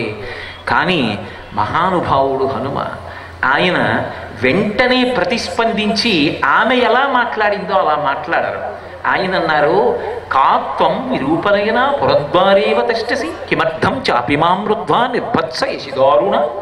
అబ్బో, రాజద్వారం దగ్గరే కనబడ్డావు, ఇంత వికారముగన్న ముఖం ఉన్నదానివి నువ్వెవరే అని అడిగారు. మరి తమలపాకతో ఇందమ్మ అంటే తలుపు చెక్కతో అందమ్మ ఉండదు లోకంలో, అనడం ఎందుకు, అనిపించుకోవడం ఎందుకు? కాబట్టి ఆయన అన్నారు, రాజద్వారం దగ్గరే కనపడ్డావు, ఇంత వికారమున్న ముఖమున్న దానివి నువ్వెవరే అన్నారు. అని ఇంత దారుణంగా మాట్లాడుతున్నావు, పోనీ అప్పటికైనా బుద్ధి తెచ్చుకుందా? అహం రక్షస రాజస్య రావణస్య మహాత్మనః ఆజ్ఞా ప్రతీక్షా దుర్ధర్ష రక్షామి నగరీమిమా. అహంకారగ్రస్తమైన జీవితములు ఎలా ఉంటాయో చూపిస్తారు మహర్షి. ఎలా మాట్లాడాలో మనకి నేర్పుతారు మహానుభావుడు. నేను రాక్షసరాదైనటువంటి మహానుభావుడు రావణాసురుని పనుపున పనిచేస్తున్న దాన్ని, ఆయన యొక్క భృత్యురాలిని, నా పేరు లంక, ఈ లంకా పట్టణానికి అంతటికీ కూడా అధిదేవతని, నన్ను దాటి వెళ్ళగలవా? ఒక్క గుద్దు గుద్ది చంపుతానని చెయ్యి అరిచేతి పెట్టి ఒక్క దెబ్బ కొట్టింది హనుమని. మహానుభావుడు, ఆయనక భయం, ఇంతమంది దేవతల వరాలు ఉన్నవారు, చటుక్కున కోపం వచ్చింది. బొత్తిగా కుడి చేత్తో గుద్దితే చచ్చిపోతుంది ఆడది, అంత దెబ్బ కొట్టడమా అనుకున్నారు. తతస్సంవర్తయామాసా వామహస్తస్య సౌంగిళీ ముష్టినాభిజగానైనాం హనుమాన్ క్రోధమూర్ఛితః. ఎడమ చేతి వేళ్ళు పిడికిలి బిగించి ఒక్క గుద్దు గుద్దారు. ఆ గుద్దు గుద్దేన తర్వాత ఈ అహంకారం విరిగిపోయి నేల మీద పడింది. నేల మీద పడి లేచి, ఇప్పుడు నాకు అర్థమైంది నువ్వెవరో, నువ్వు వస్తే తప్ప ఈ లంకకి చేటు కలగదని బ్రహ్మగారి వరం, అందుకు వచ్చావు, రాజద్వారం తెరుస్తున్నాను, లోపలికి వెళ్ళి యథేచ్ఛగా సీతామాత దర్శనం చేసి కీర్తి మూట కట్టుకో అని నిన్న మీతో మనవి చేశాను. ఆయన రాజద్వారంలోంచి వెళ్ళలేదు. మహానుభావుడు, బుద్ధిమంతుడు, ఎక్కడ ఎప్పుడు ఎవరితో ఎలా మాట్లాడాలో ఆయన అలా మాట్లాడతారు తప్ప అనవసరంగా మాట్లాడరు.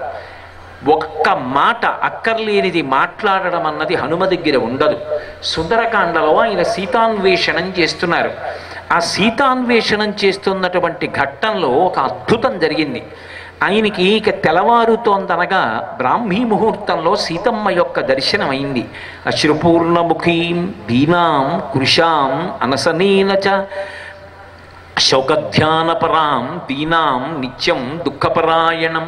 ఆ తల్లి ఎలా ఉంటుందని ఆయన ఊహ చేశారో అలాగే మహాపతివ్రత తల్లి రామచంద్రమూర్తి కోసమని శోకిస్తూ ఆమె యొక్క గుండెల మీద పవిట కుంగంతా తడిసి ముద్దైపోగా చెట్టు కింద కూర్చుని ఉంది. ఆ తల్లిని చూశారు, దర్శనం చేశారు. ఆమె యొక్క వైభవాన్ని, ఆమె పాతివ్రత్యాన్ని కీర్తిస్తున్నారు. అమ్మా, రాముడు చాలా మెత్తటి మనస్సున్నవాడు అనుకున్నానమ్మా. దుష్కరం కృతవాన్ రామో యయిమాం మత్తకాసినీం సీతాం వినామ అహాబాహు ముహూర్తమపి జీవతి. ఇంత గొప్ప తల్లి, రాజ్యం వా త్రిశిలోకేషు సీతావా జనకాత్మజాం త్రైలోక్య రాజ్యం సకలం. అసలు ఆమె యొక్క వైభవంతో పోలిస్తే 3 లోకములలో ఉన్న వైభవం అంతా ఆమెలో 16వ వంతుకి సరిపోదే. ఇటువంటి తల్లిని విడిచి రామచంద్రమూర్తి ఎలా ఉన్నారు? ఆయన గుండె కాదు, అబ్బా బండ అనుకున్నారు. అసలు ఆ తల్లి దర్శనం చేసేటప్పటికే అంత సంతోషాన్ని పొందారు.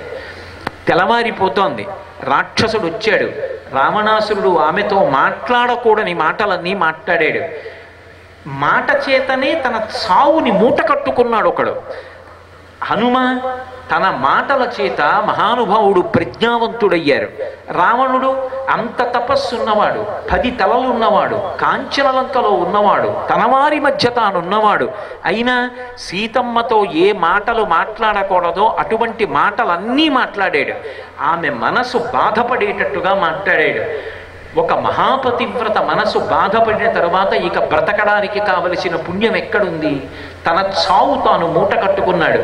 తాను చావడానికి కావలసిన విషాన్నాన్ని తాను వండుకున్నాడు తన మాటల చేత.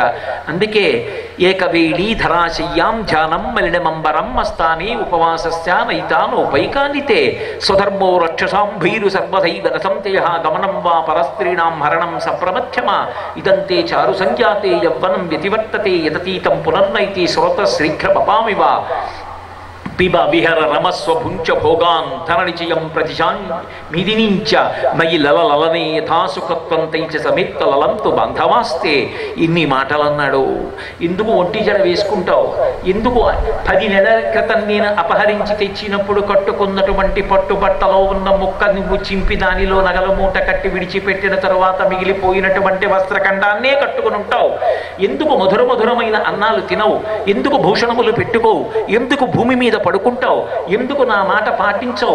ఎందుకు నా పాంపు చేరవు? ఇంకా రాముడు ఉన్నాడు అనుకుంటున్నావా? 100 యోజనములు దారి శత్రు దుర్భేద్యమైనటువంటి లంకాపట్టణంలో ప్రవేశించగలనని అనుకుంటున్నావా? నా మాట విను, నా పాంపు చేరు. ఇక్కడ నువ్వు తప్పు చేస్తే నిన్ను శిక్షించగలిగిన వాళ్ళు కానీ తెలుసుకోగలిగిన వాళ్ళు కానీ ఎవ్వరూ లేరు. నా పట్టమహిషివిక అని ఏ మాటలు మాట్లాడితే ఆ తల్లి మనసుకి విపరీతమైన క్లేశం కలుగుతుందో ఆ మాటలు మాట్లాడాడు. ఆమె మనసు బాధపడింది.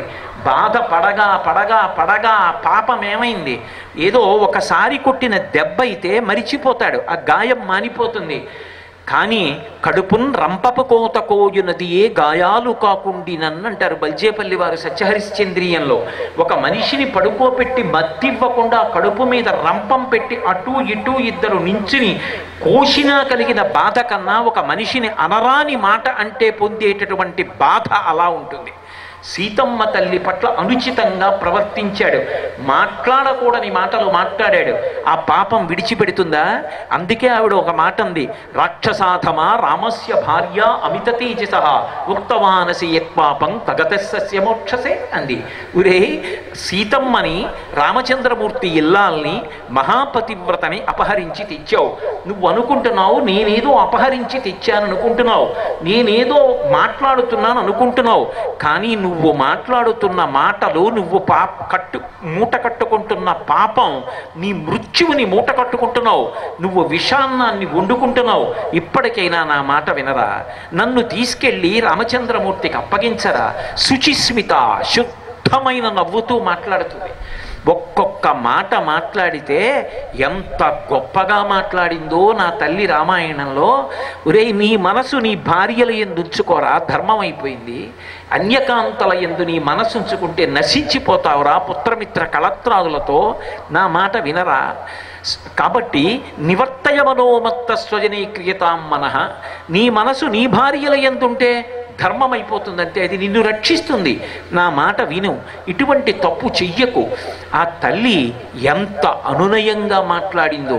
చిట్ట చివరికి ఒక మాట కూడా అంది, వదంచామిచ్చిసాగోరం తయాసౌ పురుషర్షభ విదితస్సహి ధర్మజ్ఞ శరణాగత వత్సల. రావణ బ్రతకడం గొప్ప కాదు, బ్రతకడం అనేటటువంటిది చాలా తేలిక. ఒంట్లో ఓపికన్నన్నాళ్ళు ఏది తిన్నా జీర్ణమైపోతే, ఏది తాగినా వంట పట్టేస్తే మహాపాపాలు చేసి పాపం సాధు పురుషులైన వాళ్ళని కూడా బాధ పెట్టి ఎలా పడితే అలా సంపాదించి ధర్మంతో సంబంధం లేకుండా తిని భోగాలు అనుభవించి బ్రతికేయచ్చు. మనిషికి బ్రతకడం గొప్ప కాదు, చేసిన పాపపుణ్యాలు ఎక్కడ ప్రతిఫలిస్తాయంటే మృత్యువులో బయటికి వస్తాయి. చచ్చిపోవడం చాలా కష్టం రా. ఏమో అనుకుంటున్నావు, నీ మలమూత్రములు నువ్వు విసర్జించుకోలేక మంచాన పడిపోతే, పరమేశ్వరుడు మృత్యువుని పంపించకపోతే భార్య కూడా గదిలోకి వచ్చి దుర్వాసన భరించలేక ముక్కు మూసుకుని అబ్బా ఇలా బాధపడకన్నా అని ఒక్క మాట అని వెళ్ళిపోతే, అన్నం పెట్టేవాళ్ళు లేకపోతే విడిచిపెట్టిన మలమూత్రములలోంచి క్రిమికీటకాదులు పుట్టి శరీరాన్ని కొరికేస్తుంటే, స్పృహ లేక ఏవేవో మాటలు మాట్లాడుతుంటే, ఆ రోజు చేసేవాళ్ళు లేకపోతే అప్పుడు తెలుస్తుందిరా బ్రతకడం గొప్ప కాదురా. తేలికగా చచ్చిపోవడం గొప్ప.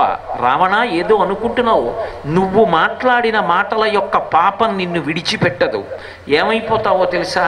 కళ్ళ ముందు కొడుకులు వెళ్ళిపోతారు, కళ్ళ ముందు సైన్యం వెళ్ళిపోతుంది, కళ్ళ ముందు నీ తోబుట్టువులు వెళ్ళిపోతారు, ఒక్కడవు మిగిలిపోతావు.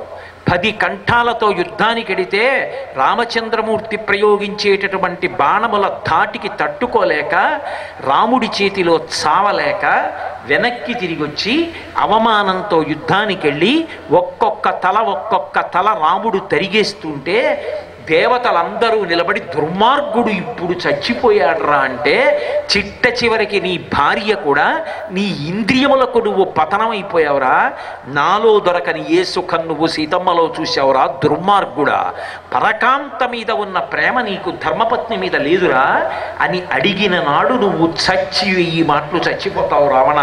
ఆ పరిస్థితి తెచ్చుకోకు. శరణాగత వత్సల, రాముడు శరణాగత వత్సలుడు. వెళ్ళి ఆ రాముడి పాదాల మీద పడింది.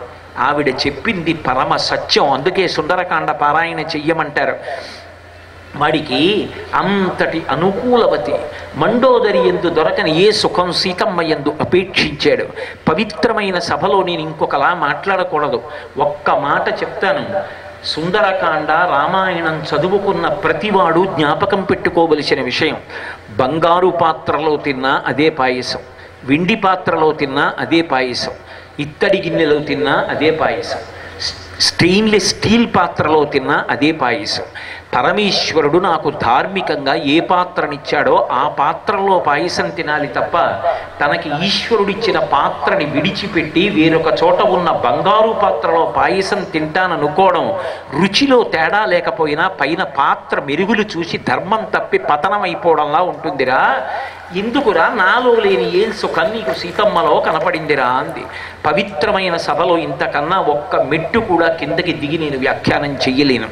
కాబట్టి అర్థం చేసుకోగలిగితే రావణుడు బ్రతికి ఉండేవాడు. అది వినలేదు. చిట్ట చివర యుద్ధభూమిలో రావణాసురుడి 10 తలలు తెగిపోయి గుండెలు బద్దలై నెత్తుటి మడుగులో పడిపోతే రాబందులు తిరుగుతుంటే పల్లకీలో మండోదరిని తీసుకొచ్చారు. అందరూ రాముణ్ణి నింద్ర చేస్తుందనుకున్నారు. ఆవిడ వచ్చి రాముడి శవం దగ్గర కూర్చుని ఒక మాట ఉంది. ఒరే, అందరూ నిన్ను రాముడు చంపాడనుకుంటున్నారు, నీ భార్యని నాకు తెలుసు నిన్నెవరు చంపారు. ఇంద్రియాణి పురాజిత్వ జితం త్రిభువనంతయ స్మరద్భిరివతద్వైరం ఇంద్రియైరేవ నిర్జిత అంది. నువ్వు తపస్సు చేసినప్పుడు పాము కాలు కింద ఉంటే నన్నేం చేయలేదని అలాగే కాలు కింద పెట్టుకొని ఉండగలవా? నువ్వు కాలెప్పుడెత్తుతావని పాము చూస్తుంది. ఎప్పుడు పాము కాలు కింద నుంచి వెళ్ళిపోతుందా అని నువ్వు చూస్తావు. కాలు ఎత్తగానే పాము కాటు వేస్తుంది. తపస్సులో బలవంతంగా ఇంద్రియాల్ని తొక్కి పెట్టావు ఈశ్వరుడి వరాల కోసం. ఆ కాలు పైకెత్తావు, తపస్సు అయిపోయింది. ఇంద్రియములు కాట్లు వేసాయి. నీకు ఎవరిని ఎలా చూడాలో తెలియలేదు. ఒక మహాపతివ్రతని కాముక దృష్టితో చూశావు. ఆ చూసిన చూపుల వల్ల నీ 10 తలలు తెగిపోయాయిరా. నిన్ను రాముడు చంపలేదు. నీ అవధిలేని కామం, నీ ఇంద్రియముల యొక్క విశృంఖలత్వం నిన్ను చంపేసేయరా అంది తల్లి. అందుకే రామాయణం వినండి, రామాయణం చదువుకోండి అంటారు. దేనికి అంటే ఛాందసత్వం కోసం కాదు. మనిషి ఎలా బ్రతకాలో నేర్చుకోవాలి అంటే రామాయణం చదువుకోవాలి. మనిషి ఎలా బ్రతకాలో నేర్చుకోవాలి అంటే రామాయణం చదువుకోవాలి. అందుకే మహాతల్లైనటువంటి సీతమ్మ సుందరకాండలో ఆ రావణుణ్ణి ఉద్దేశించి చెప్పినటువంటి మాటలు ఏవున్నాయో అవి దేశకాలములతో సంబంధం లేకుండా లోకానికి ఎప్పటికీ శిరోధార్యములే. అవి మనసులో ఉంచుకున్న నాడు మనిషి మనిషిగా బ్రతకడం అలవాటవుతుంది. రామాయణమంతా వాక్యములకు సంబంధించినది. రామాయణమంతా కూడా మంచి మాటలకు సంబంధించినటువంటి శాస్త్రం. అంతటి మహానుభావుడైనటువంటి హనుమ ఆ రామాయణ మహాకావ్యంలో సీతమ్మ తల్లి అంతటిది ఒకానొకప్పుడు విశేషమైనటువంటి క్లేశానికి లోనైపోయింది. ఆమె ఎంతకాలము ఓర్చగలదు? మాట్లాడకూడని మాటలు ప్రతిరోజు వచ్చి రావణాసురుడు మాట్లాడుతుంటే ఒకనాడు ఆ తల్లి యొక్క ఓర్పు నశించిపోయింది. ఆవిడంది, అనన్య దైవత్వమియం క్షమాచ భూమౌచ శయ్యా నియమశ్చ ధర్మే పతివ్రతాత్వం విఫలం మమేదం కృతం కృతఘ్నేష్యువమనుషాణం అంది. నూనం సకాలో మృగరూపధారి మామల్పభాగ్యాం లులుభే తదానీం యత్రార్యపుత్ర విసర్జమూఢ రామానుజం లక్ష్మణ పూర్వజంచ అంది. కాలము నన్ను ఒక మృగం రూపంలో వచ్చి వంచింది. నేను అది మృగం అనుకొని ఆ మృగం కావాలని కోరాను. లక్ష్మణస్వామి చెప్పాడు, వద్దు వదినా, నా మాట విను అన్నాడు. నేను వినలేదు. రాముడు దూరమయ్యాడు. లక్ష్మణుడు చెప్పిన మాట వినుంటే వదినా వద్దు వద్దు అన్నా సరే, రాముడు ఆపదలో ఉన్నాడు, వెడతావా వెళ్ళవా అని నిగ్రహించాను. అనకూడని మాట అన్నాను. ఆ అనకూడని మాట అన్న కారణం చేత లక్ష్మణస్వామి వెళ్ళిపోయాడు. లక్ష్మణస్వామి వెళ్ళిపోతే ఆ వెనకాతలే రామచంద్రమూర్తి కూడా నాకు దూరం అయిపోయాడు. ఒక్క మాట కారణంగా రామాయణం పెద్ద మలుపు తిరిగిపోయింది. ప్రయుక్తే భరతేనవా అంది ఆ తల్లి. రాముడు ఎటువంటి కంఠంతో మాట్లాడతాడో మారీచుడు అటువంటి కంఠంతో అనుకరించాడు. అనుకరించి హా లక్ష్మణ హా సీత అన్నాడు. రాముడు ఆపదలో ఉన్నాడు, వెళ్ళమంది సీతమ్మ. అమ్మా నన్ను నమ్మమ్మా, అది రాక్షస మాయమ్మ అన్నాడు లక్ష్మణస్వామి. ఆవిడంది, ఒకడు రాజ్యాన్ని అపహరించాడు భరతుడు, నువ్వు వెంట శత్రువయ్యుండి వచ్చి అదును చూసి రాముడు ఇల్లాలినైన నన్ను అపహరించాలనుకుంటున్నావు, అందుకే అన్న ఆపదలో ఉన్నా వెళ్ళటలేదంది. లక్ష్మణ భరతులిద్దరినీ ఒక్క ఘాటన గట్టి ఇద్దరు దుర్మార్గులు అన్నట్టుగా మాట్లాడింది. నేను వినలేనమ్మా అని విడిపోయాడు. ఒక మాట రామాయణాన్ని మలుపు తిప్పేసింది. లక్ష్మణస్వామి వెళ్ళిపోయాడు, రాముడు దూరం అయిపోయాడు. నూనం సకాలో మృగరూపధారి మా మల్పభాగ్యాం లులుభే తదానీం యత్రార్యపుత్ర విసర్జమూఢ రామానుజం లక్ష్మణ పూర్వజంచ. లక్ష్మణస్వామి వెళ్ళిపోయాడు, రాముడు వెళ్ళిపోయాడు, ఇద్దరూ దూరం అయిపోయారు. ఈ ఆపదలో పడిపోయాను. మాట కదా ఇంత ఆపద తెచ్చింది. మనకి నేర్పడం కోసం తల్లి చేసినటువంటి చేష్టితం రామాయణం నరుడి కథ కనుక అది ఎలా మలుపులు తిరగాలంటే అది మాట చేత సాధ్యమైంది. మందర మాటల చేత రామాయణం మలుపు తిరిగింది. శూర్పణక మాటల చేత మలుపు తిరిగింది. రావణుని మాటల చేత మలుపు తిరిగింది. హనుమ మాటల వలన మలుపు తిరిగింది. రామాయణంలోని మలుపులన్నీ మాటల వలన తిరిగాయి. అంటే మాట ఎంత శక్తివంతమో నిరూపించింది ఇది అంటే శ్రీరామాయణం. కాబట్టి అయినా నేను ఒకనాడు దోషం చేసిన తర్వాత దిద్దుకున్నాను. అనన్య దైవత్వమియం క్షమాచ భూమౌచ శయ్యా నియమశ్చ ధర్మే పతివ్రతాత్వం విఫలం మమేదం కృతం కృతఘ్నేష్వ్యమనుషాణం.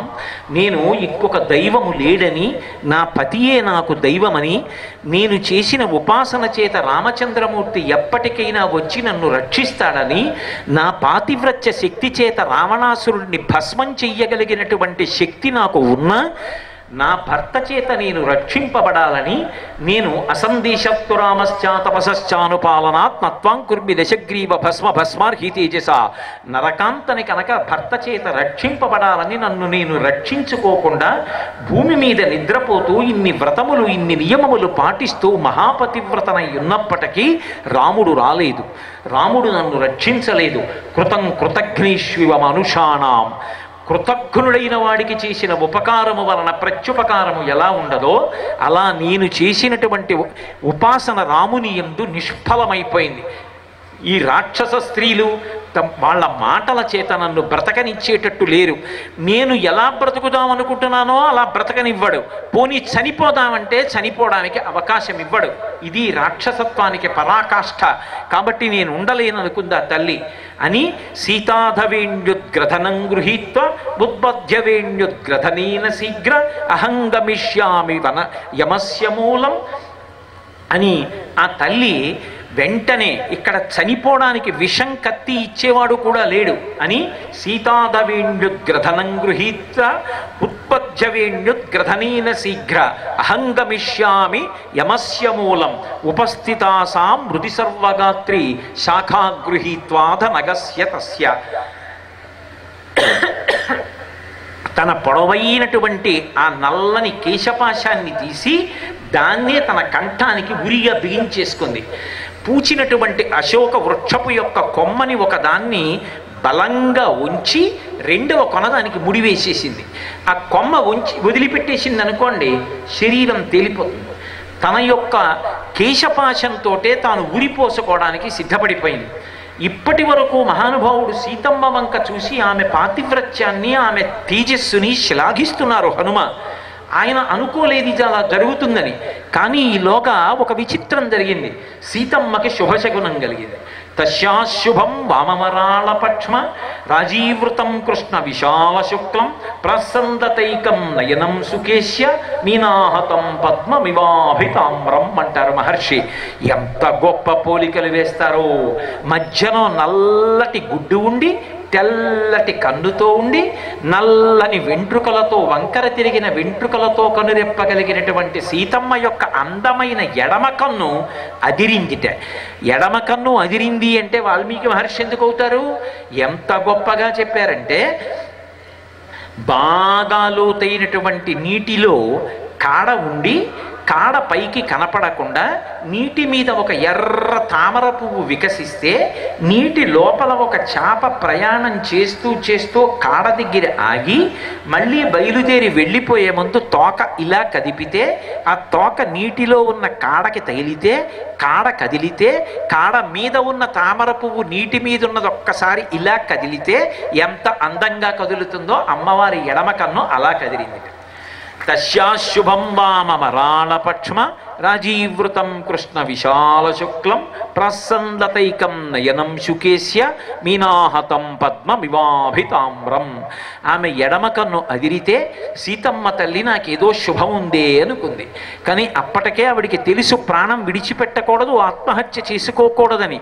అన్ని తెలుసున్నా చచ్చిపోవడం వినా మార్గం లేని స్థితిని కల్పించిన వాడిది ఈ పాపం. ఆ పాపం రావణాసురుడి ఖాతాలో పడుతోంది. ఇప్పుడు కొమ్మలలో కూర్చుని చూశారు. తత శాఖాంతరే లీనం, చెట్టు కొమ్మలలోంచి చూశారు. అనుకోలేదు. ఎలా? ఇప్పటిదాకా తల్లి కూర్చునుంది, అకస్మాత్తుగా ఉరిపోసుకుని మరణించడానికి సిద్ధపడుతోంది. తాను ఊరుకుంటే ఇంటికి వెళ్ళి ఏమని చెప్తారు? సుగ్రీవుడితో నేను సీతమ్మ దర్శనం చేశాను కానీ సీతమ్మ తల్లి ప్రాణం విడిచిపెట్టిందని చెప్తే సుగ్రీవుడు ఊరుకుంటాడా? రామలక్ష్మణులు ఊరుకుంటారా? అలాగని నేను ఇప్పుడు మాట్లాడడం మొదలు పెడితే, నేను వానర భాషలో మాట్లాడితే తల్లికి అర్థం కాదు.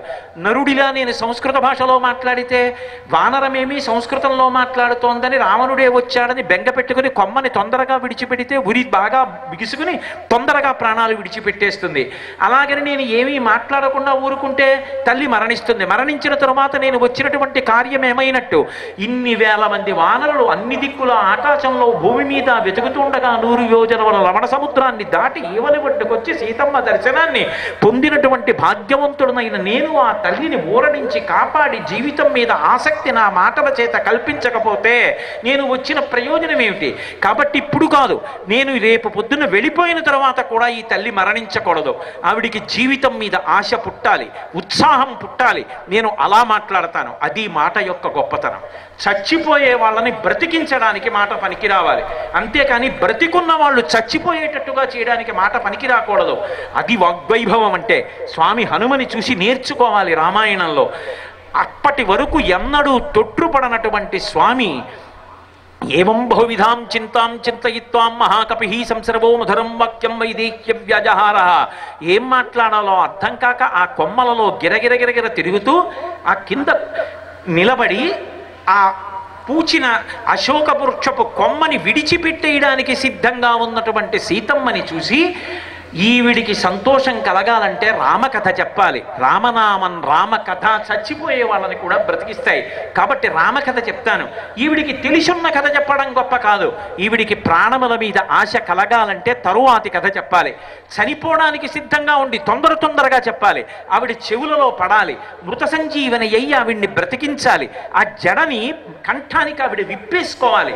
ఇవాళ కాదు, రేపు కాదు, ఎల్లుండి కాదు, రాముడు వచ్చే వరకు మళ్ళీ ఉరిపోసుకోకూడదు. అంత బాగా మాట్లాడాలి. కాబట్టి వెంటనే మొదలుపెట్టారు. రాజా దశరథో నామ రథకుంజరమాజిమాన్ పుణ్యశీలో మహాకీర్తి రుజుర్రాసి మహాయశ ఒకానొకప్పుడు కోసల రాజ్యానికి రాజధాని అయోధ్య నగరాన్ని చేసుకుని పరిపాలించినటువంటి మహాభావుడైనటువంటి వాడు దశరథ మహారాజు గారు. అనేక గుణములు కలిగినటువంటి వాడు, తపస్సులో ఋషులతో సమానుడైనటువంటి వాడు, తేజస్సులో దేవేంద్రుడితో సమానమైనటువంటి వాడు. ఆయనకి 4 కుమారులు రామలక్ష్మణ భరత శత్రుఘ్నులు. అందులో పెద్దవాడైనటువంటి రామచంద్రమూర్తి పరమ ధర్మాత్ముడు. తండ్రిని సత్యమునందు నిలబెట్టడం కోసమని తన ధర్మపత్ని అయినటువంటి సీతమ్మతో తమ్ముడు లక్ష్మణస్వామితో కలిసి అరణ్యవాసం చెయ్యడానికి దండకారణ్యంలోకి ప్రవేశించినప్పుడు దుర్మార్గుడైనటువంటి రావణాసురుడు జనస్థానంలో సీతమ్మని అపహరించి తీసుకుని వెళ్ళిపోతే స్వామి అలాగే అరణ్యవాసం చేస్తూ ఋష్యమూక పర్వతం దగ్గరికి చేరుకుని సుగ్రీవుడితో చెలిమి చేసి సుగ్రీవుడికి ఉపకారం చెయ్యడానికి ఒక్క బాణంతో వారిని సంహరించి సుగ్రీవుడికి పట్టాభిషేకం చేస్తే తిరిగి ప్రత్యుపకారం చెయ్యడం కోసం ఇచ్చిన మాట నిలబెట్టుకోవడం కోసం సుగ్రీవుడు అన్ని దిక్కులకు సీతమ్మ జాడ కనిపెట్టడానికి వానరములను పంపించినప్పుడు దక్షిణ దిక్కుకొచ్చినటువంటి వానరులలో ఒకడనైన నేను 100 యోజనముల సముద్రాన్ని దాటి లంకాపట్టణాన్ని అన్వేషించి శింసుపా వృక్షం మీద కూర్చుని ఇవాళ తెల్లవారుజామున రాముడు సీతమ్మ ఎలా ఉంటుంది, ఎటువంటి ఆభరణాలు పెట్టుకుంటుంది, ఎటువంటి గుణములతో ఉంటుంది, ఎటువంటి రూపంతో ఉంటుందని నాకు చెప్పాడో యథారూపాం యథావర్ణాం యథా లక్ష్మీంచ నిశ్చితాం మస్రౌషం రాఘవస్యాహం సేయమాసాదితామయ, ఎటువంటి రూపంతో ఎటువంటి సౌందర్యంతో ఎటువంటి భూషణములు పెట్టుకుని సీతమ్మ ఎలా ఉంటుందని సాముద్రికమంతా నాకు రాముడు చెప్పాడో అటువంటి సీతమ్మ తల్లి యొక్క దర్శనాన్ని పొంది నేను కృతకృత్యుడనైనాను అని ఆపేశాను. ఎప్పుడైతే రామకథ వినపడిందో, ఎప్పుడైతే రాముడి క్షేమవార్త వినపడిందో చనిపోదామనుకున్నటువంటి తల్లి తన కంఠానికి వేసుకున్న ఉరి విప్పేసి కొమ్మ విప్పి పైకి చూసింది. తతశాఖాంతరే లీనం దృష్ట్వా చలిత మానస విష్టితర్జున వస్త్రంతం విద్యుత్ సంఘాత పింగళం. తెల్లటి బట్టలు కట్టుకుంటారు హనుమ, బంగారు వర్ణంలో మెరిసిపోతున్నటువంటి కందులతో కిందకి చూస్తున్నారు. శిరస్యంజలి మాథాయ, తల మీద 2 చేతులు ఎత్తి నమస్కారం చేస్తూ అమ్మవారి వంక చూస్తున్నారు. హనుమ సీతమ్మ చేత చూడబడినటువంటి సర్గ విన్నా కూడా సిద్ధి సర్గ అంటారు సుందరకాండలో. అంత శక్తివంతమైనటువంటి సర్గలు. సీతమ్మని హనుమ చూసినా సిద్ధి సర్గే, హనుమని సీతమ్మ చూసినా సిద్ధి సర్గే. వెంటనే చూశారు, గబగబా కిందకి దిగొచ్చారు. అమ్మా, సురాణాం అసురాణాం వా నాగ గంధర్వ రక్షసాం యక్షాణాం కిన్నెరాణాం వా కాత్వం భవసి శోభనే రావణీన జనస్థానాత్ బలాద్యపహృతా ఇది సీతాత్మసి భద్రంతే తన్మమా చక్షపృచ్ఛత. అమ్మా, నువ్వెవరమ్మా? దేవతలకి సంబంధించిన దానివా, యక్ష గంధర్వ కిన్నెర కింపురుషులకు చెందిన దానివా, చంద్రుడి మీద కోపం వచ్చి భూమి మీదకు వచ్చిన రోహిణివా, వశిష్ఠుడి మీద కోపం వచ్చి వచ్చిన అరుంధతివా, ఇంద్రుణ్ణి వదిలి వచ్చిన శచీదేవివా? నిన్ను చూస్తే దేవతా స్త్రీలా లేవే, నిట్టూర్పులు విడుస్తున్నావే, ఏడుస్తున్నావే, రాచకాంతలా ఉన్నావే, నీ పాదములు భూమికి తాకుతున్నాయే, కాబట్టి నువ్వు నరకాంతవి. అమ్మా, నీ సాముద్రికం చూస్తే రాచపత్నిలా ఉన్నావు, నువ్వు రామచంద్రమూర్తి ఇల్లాలివా? అమ్మా, నీ గురించేనమ్మా ఎన్నో వానరములు అన్వేషిస్తున్నాయి, నా అదృష్టం అమ్మా నిన్ను చూశాను. అమ్మా, నువ్వు జనస్థానంలో ఉండగా రావణాసురుడు అపహరించినటువంటి నా తల్లి జగన్మాత సీతమ్మవా అమ్మా? అమ్మా, నాకు నిజం చెప్పమ్మా, నీ పుత్రుణ్ణమ్మా అన్నారు. ఒక్కసారి హనుమాని వంక చూశారు ఆవిడ. చూసి సంతోషించి పృథివ్యారాజసింహానాం ముఖ్యస్య విదితాత్మనః స్నుషా దశరథస్యాహం శత్రుసైన్య ప్రతాపినః ద్వితా జనకస్యాహం వైదేహస్య మహాత్మనః సీతాచ నామనాంనాహం భార్యా రామస్య ధీమతః అంటుంది. అప్పుడు కూడా ఆవిడ ధర్మశాస్త్రం తప్పదు. వివాహం అయిపోయినటువంటి స్త్రీని పలకరించి అమ్మా మీరెవరు అంటే ముందు మామగారి పేరు చెప్పాలి, ఫలానా వారి కోడళ్ళని చెప్పాలి. అందుకే ఈ భూమండలం మీద అనేక మంది రాజుల్ని జయించినటువంటి మహాపరాక్రమోపేతుడైన దశరథ మహారాజు గారి యొక్క కోడల్ని ముందు తను ఎవరి కోడలో చెప్పాలి, తర్వాత ఎవరి కూతురో చెప్పాలి. అందుకని జనక మహారాజు గారి యొక్క కూతుర్ని భర్త పేరు చెప్పరు. అందుకని చెప్పి ఆ భర్త పేరు చెప్పవలసి వస్తే విశేషణం వేసి మాట్లాడతారు గౌరవంతో. ఎవరి భార్యని నేను మహానుభావుడైనటువంటి రామచంద్రమూర్తి ఇల్లాలిని, చిట్ట చివర తన పేరు చెప్పాలి. సీతాచనామనాంనాహం భార్యా రామస్య ధీమతః, నా పేరు సీతమ్మ, పరమ బుద్ధిమంతుడైనటువంటి రామచంద్రమూర్తి ఇల్లాలని అని చెప్పింది. ఎంతో సంతోషించారు. గబగబా చెట్టు దిగొచ్చారు. అమ్మవారి దగ్గర నిలబడ్డాడు. ఆవిరితో మాట్లాడుతుంటే ఆవిడ ఎంతో ఆనందించింది. కానీ రావణాసురుడు వచ్చాడేమో అని భయపడింది. మూర్ఛపోయింది. మళ్ళీ లేచింది. స్వాంతన వచనాలు పలికారు. అమ్మా నన్ను నమ్మమ్మా అన్నారు. అప్పుడు మళ్ళీ కథంతా వివరంగా చెప్పారు. అమ్మా నేను అంజనా సుతుణ్ణి, కేసరి పుత్రుణ్ణి, నా పేరు హనుమ. అమ్మా ఎన్నో వానరములు వచ్చాయి. అంగదుడు, జాంబవంతుడు మొదలైన వారు ఉత్తర తీరంలో ఉన్నారు. 100 యోజనముల సముద్రాన్ని దాటి రాలేకపోతే అమ్మా నీ దర్శనం కోసం నేను వచ్చాను. రాత్రంతా లంకాపట్టణాన్ని అన్వేషించి బ్రహ్మీ ముహూర్తంలో నీ యొక్క దర్శనాన్ని పొందాను. అమ్మా నన్ను నమ్మమ్మా, ఊరడిల్లు. రామలక్ష్మణులు బయలుదేరి వస్తారు. సుగ్రీవుడు వస్తాడు, వానరులు వస్తారు, రావణ సంహారం జరుగుతుంది, రాక్షస వినాశనం అవుతుంది, లంకాపట్టణానికి శ్రేయస్సు కలుగుతుంది రాముడు రావడం వల్ల. అమ్మా తిరిగి రాముడితో నీకు పట్టాభిషేకం జరుగుతుంది, నన్ను నమ్మమ్మా అన్నారు. ఆయన మాటలకి ఆ తల్లి ఎక్కడ లేని ఆనందాన్ని పొందింది. కానీ ఆవిడకు అనుమానం వచ్చింది. ఆవిడ హనుమ యొక్క ఉపాసనని ప్రశ్న చేసింది. ఆవిడంది క్వతే రామేణ సంసర్గ కథం జానాసి లక్షణం నరాణం వానరాణం వా కథమాసీత్ సమాగమ. నువ్వు చూస్తే వానరానివి, ఆయన చూస్తే నరుడు. అసలు నరవానరులకు స్నేహం ఎలా కలిగింది? నాకు రాముడు తెలుసు తెలుసు అంటున్నాడుగా. ఏది యాని రామస్య లింగాని లక్ష్మణస్య చ వానరా తాని భూయ సమాచక్ష్వా నమాన్ శోక సమావిశేత్. ఏది నీకు తెలిసుంటే రాముడు ఎలా ఉంటాడో, లక్ష్మణుడు ఎలా ఉంటాడో, వాళ్ళ గుణములు ఎలా ఉంటాయో, వాళ్ళు శరీరం ఎలా ఉంటుందో అంగ ప్రత్యంగములతో వర్ణించి నాకు చెప్పు, నేను చూస్తానంతే. రామ కథ విన్నా, రామ గుణాలు విన్నా, రాముడి సౌందర్యం విన్నా తల్లికి మనశ్శాంతి కాదు కాదు. హనుమకి ఎంత తెలుసో ఆయన ఉపాసన బలాన్ని ప్రశ్నించింది తల్లి. వెంటనే మొదలుపెట్టారు. అమ్మా నీకు తెలియదా? రామ కమలపత్రక్ష సర్వసత్వ మనోహర రూపదాక్షిణ్య సంపన్న ప్రసూత జనకాత్మజే.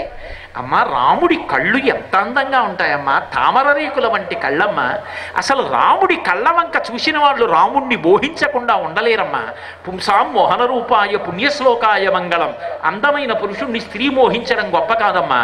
రాముడి అందాన్ని చూసి పురుషులు రాముణ్ణి మోహిస్తారమ్మా. అంతటి అందగాడమ్మా, అంతటి అందమైన కన్నులమ్మా. రామ కమలపత్రక్ష సర్వసత్వ మనోహర. మనుష్యులు కాదమ్మా, రాముణ్ణి సమస్త జీవకోటి ప్రేమిస్తుంది. అటువంటి ధర్మాత్ముడమ్మా రాముడు. సర్వసత్వ మనోహర రూప దక్షిణ్య సంపన్న. రూపం ఎంత అందంగా ఉంటుందో మనసు అంత సౌకుమార్యమైంది. ఎప్పుడు దయతో ఉంటాడమ్మా. రూప దక్షిణ్య సంపన్న ప్రసూత జనకాత్మజే. అమ్మా పుట్టుకతో వచ్చిన గుణాలమ్మా, అవి కొత్తగా రాముడు అలవాటు చేసుకున్న గుణాలు కావు.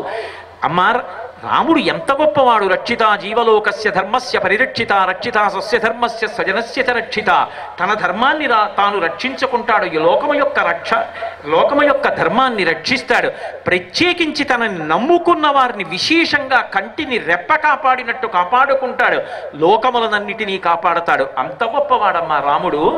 అమ్మా యజుర్వేద వినీశశ్చ వేద విద్భిస్సు పూజిత ధనుర్వేదీ చ వేదేషు వేదాంగేషు చ నిష్ఠిత. రాముడు వేదములు, వేదాంగములు, ఉపవేదములు అన్నీ చదివినవాడు. ప్రత్యేకించి రాముడికి యజుర్వేదం బాగా తెలుసమ్మా. అందుకే ఎక్కడ ఎప్పుడు ఏ క్రతువు చేసి దేవతల అనుగ్రహం పొందాలో అటువంటి క్రతువుని తనంత తాను చెయ్యగలిగినటువంటి సమర్థుడమ్మా. యజుర్వేదం బాగా తెలిసినవాడు, ధనుర్వేదం తెలిసినటువంటి వాడు. అమ్మా ఏం చెప్పమంటావు? తేజసాదిత్య సంకాశ క్షమయా పృథివీ సమః బృహస్పతి సమో బుద్ధ్య యశసా వాసవో సమః. సూర్యుడికి ఎటువంటి తేజస్సో రామచంద్రమూర్తిని అటువంటి తేజస్సమ్మా. తేజసాదిత్య సంకాశ క్షమయా పృథివీ సమః. ఆయన ఓర్పు, భూమికి ఎటువంటి ఓర్పో రామచంద్రమూర్తికి అటువంటి ఓర్పు. బృహస్పతి సమో బుద్ధ్య.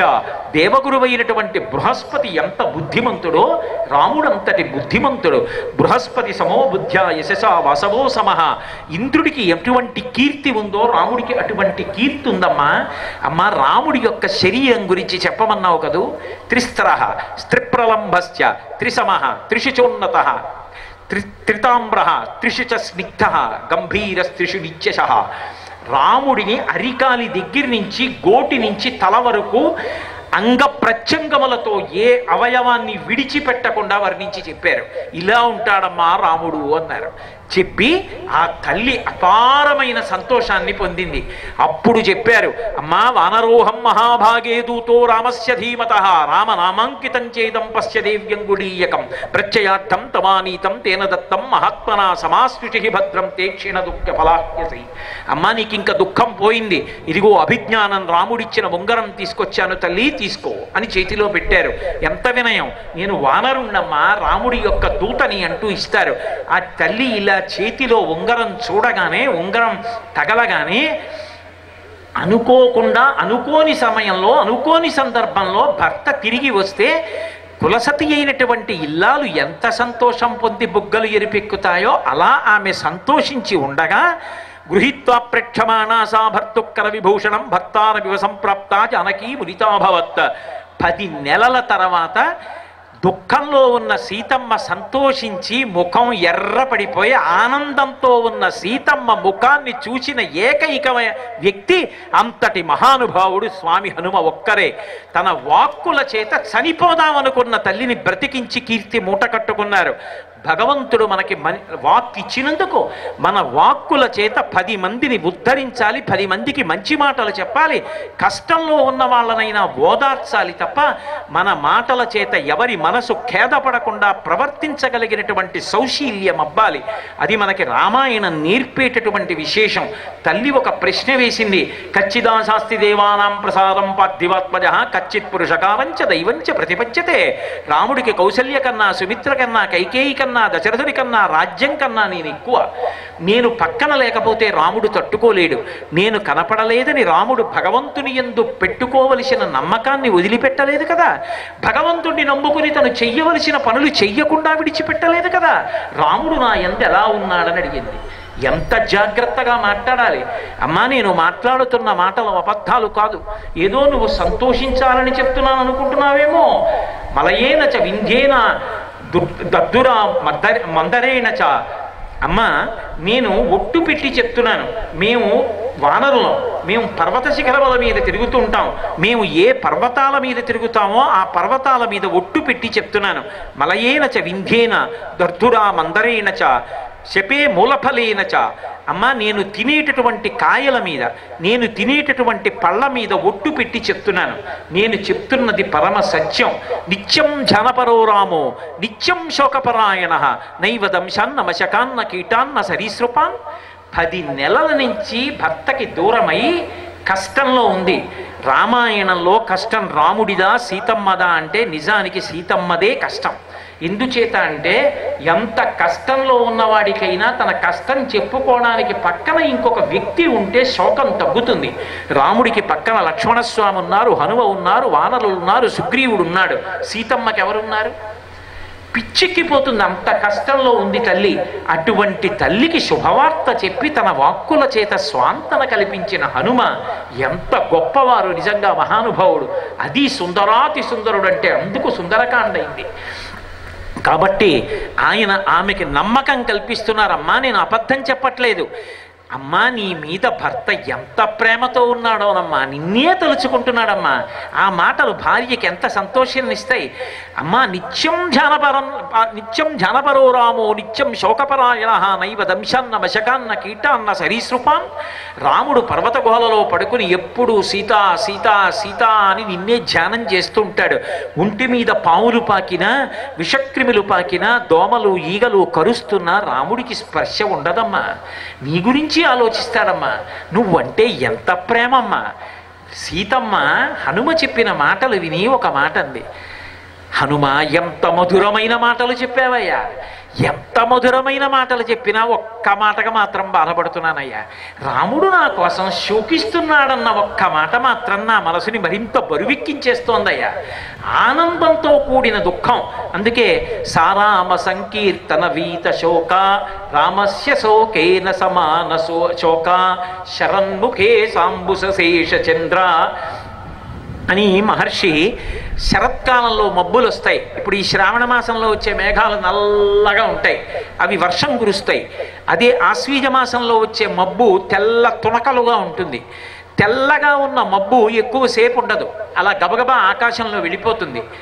హనుమ యొక్క మాటలు విన్న తరువాత ఆవిడికిట సారామ సంకీర్తన వీత శోక రామస్య శోకేన సమాన శోక. రాముడి యొక్క కథ, రాముడి యొక్క గుణములు, రాముడు తన మీద ప్రేమతో ఉన్నాడన్నమాట విన్న సీతమ్మ యొక్క దుఃఖం అంతా పోయిందిట. కానీ కొంచెం దుఃఖం ఉండిపోయిందిట. ఏమిటా దుఃఖం? అయ్యో తన కోసం ఆయన దుఃఖపడుతున్నాడే అన్న మాటకి తాను దుఃఖపడుతోందిట. శరన్ముఖే సంబుధ శేషచంద్ర నిషేవ వైదేహ్య సుతా బభూవ.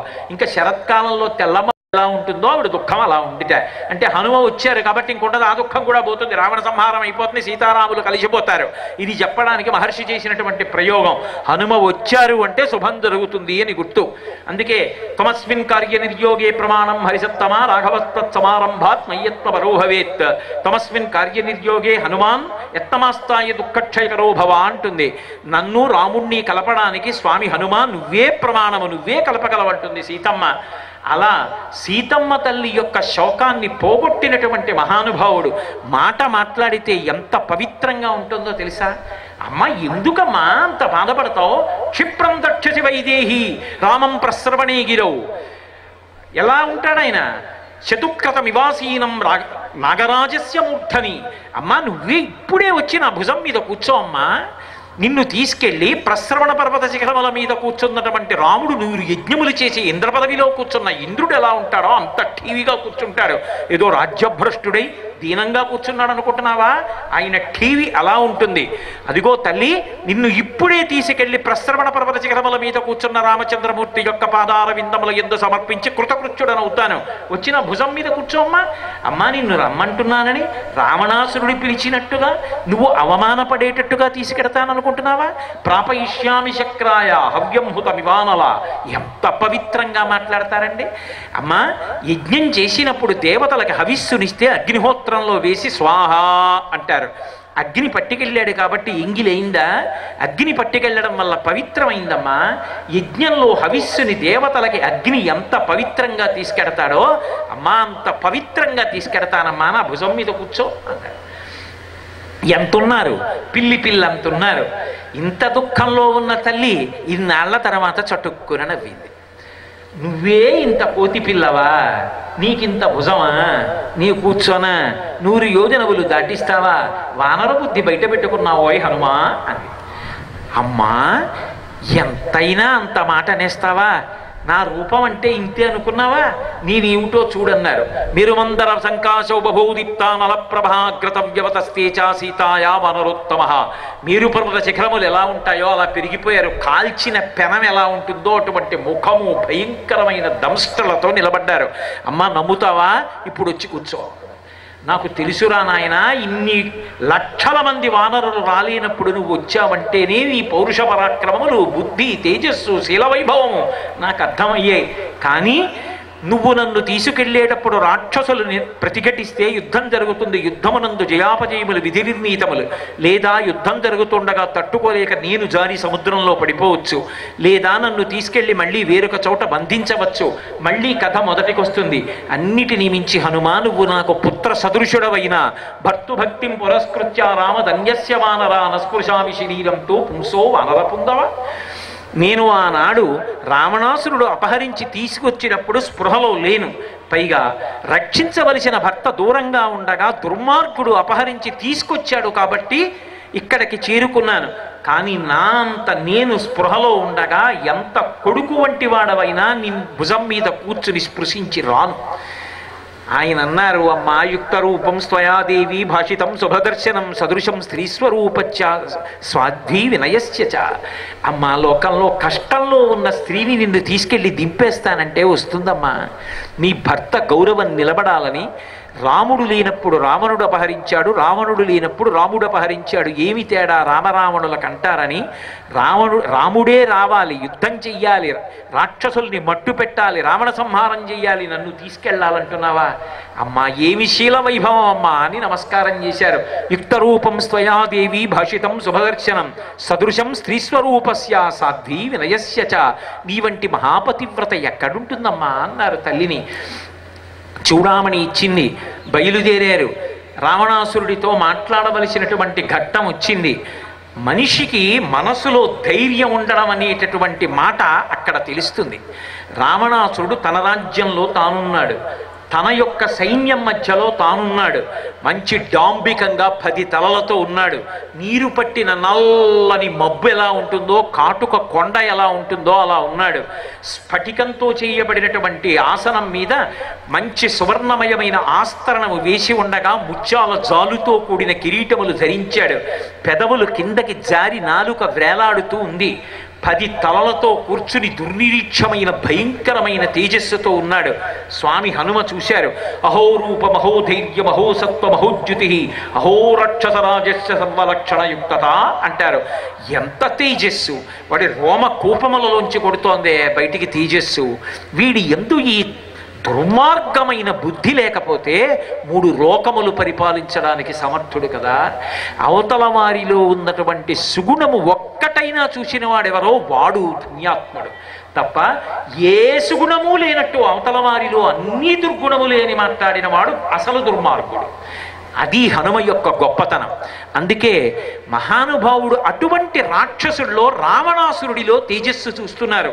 అహోరక్షసరాజస్య సర్వలక్షణయుక్తత, ఎంత గొప్పవాడు, ఏమి తేజస్సు! అహోరూప మహోధైర్య మహోసత్వ మహోద్యుతి, ఏమి కాంతి, ఏమి ధైర్యం, ఏమి పరాక్రమం, ఏమి డాబు, ఏమి దర్పం ఆయన పొగిడారు. కానీ తన రాజ్యంలో తానుండి ఎదురుకుండా బంధనమునందున్నటువంటి హనుమని చూశాడు. శంకాహృతాత్మా దజ్జౌసా కపీంద్రం తేజసావృతం కిమేష భగవాన్ నంది భవే సాక్షాత్ విహాగత ఏన శక్తోస్మి కైలాసే మయా సంచలితే పురా. ఒకప్పుడు నేను కైలాస పర్వతాన్ని నా 20 చేతులతో కదిపినప్పుడు నందీశ్వరుడు నా దగ్గరికి వచ్చి నిలబడినప్పుడు కోతిముఖం వాడా అని నేను నందీశ్వరుణ్ణి పరిహాసం చేసి పలికితే కోతులే వచ్చే లంకాపట్టణం కొంప ముంచేస్తాయని నన్ను శపించాడు. నందీశ్వరుడు గాని ఇలా వచ్చాడా, బాణాసురుడు వచ్చాడా, వానరమేమి ఇంత తేజస్సుతో ఉండడం ఏమిటని మొట్టమొదట మనసులో శంక పుట్టి భయపడినటువంటి వాడు రావణాసురుడు. శత్రు కోటలో ఉన్నా కూడా పరమ ధైర్యంతో నిలబడినటువంటి వారు స్వామి హనుమ. అది ఆయన యొక్క తేజస్సు, అది ఆయన యొక్క పరాక్రమం.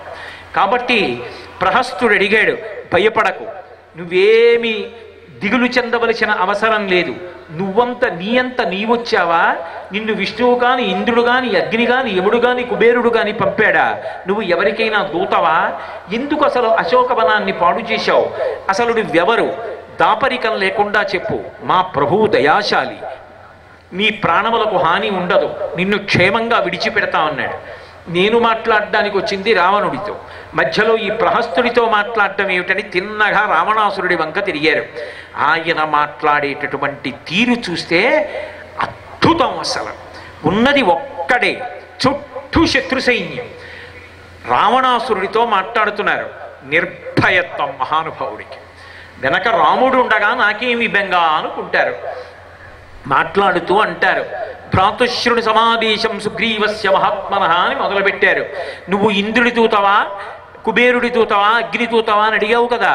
నేను ఎవరి దూతను కాను, నేను వానరుడను, నా పేరు హనుమ. నేను నీ సోదరుడైన సుగ్రీవుడి యొక్క పనుపున వచ్చిన వాడను, దూతనన్నారు.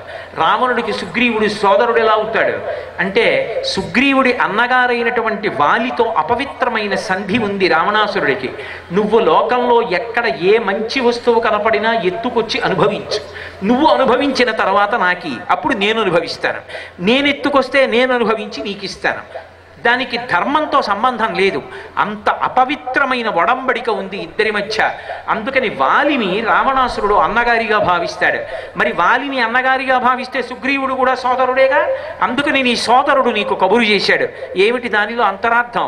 సుగ్రీవుడికి అలవాటు ఉంది, ముందు సందేశం పంపిస్తాడు, మాట వినకపోతే అన్నగారిని చూడ్డు, రాముణ్ణి తీసుకొచ్చి బాణ వేయించి పడగొడతాడు. అలాగే వాలి సంహారం చేయించాడు. ఇప్పుడు నాతో కబురు పెట్టాడు, విన్నావా బ్రతుకుతావు, లేకపోతే రాముణ్ణి తీసుకుని వచ్చి బాణం వేయిస్తాడు, చచ్చి ఊరుకుంటావు. ఏది కావాలో నిర్ణయించుకో. మాటలోనే ఎంత సందేశాన్ని పొదుగుతారో మహానుభావుడు. అందుకే భ్రాతుశ్రుణ సమాదేశం సుగ్రీవస్య మహాత్మన. అదిగో నేను కేవలము వానరుడను, నీకు తెలుసు, తెలియని విషయం కాదు. అయోధ్యానగరాన్ని రాజధాని చేసుకుని పరిపాలించినటువంటి దశరథ మహారాజు గారి పెద్ద కుమారుడైన రామచంద్రమూర్తి తన సోదరుడైన లక్ష్మణస్వామితో, ధర్మపత్ని అయిన సీతమ్మతో కలిసి తండ్రిని సత్యమునందు ప్రతిష్ఠించడం కోసమని 14 సంవత్సరముల అరణ్యవాసము కొరకు అరణ్యవాసమునకు వచ్చినప్పుడు దండకారణ్యంలో జనస్థానంలో రామచంద్రమూర్తి పత్ని అయిన సీతమ్మని అపహరించి తెచ్చి నువ్వు నీ అశోకవనంలో శిశుపా వృక్షం కింద రాక్షస స్త్రీల మధ్య బంధీకృతురాలను చేసి ఉంచావు. నేను ఉంచలేదని అబద్ధం చెప్పి దబాయించాలనుకుంటున్నావేమో.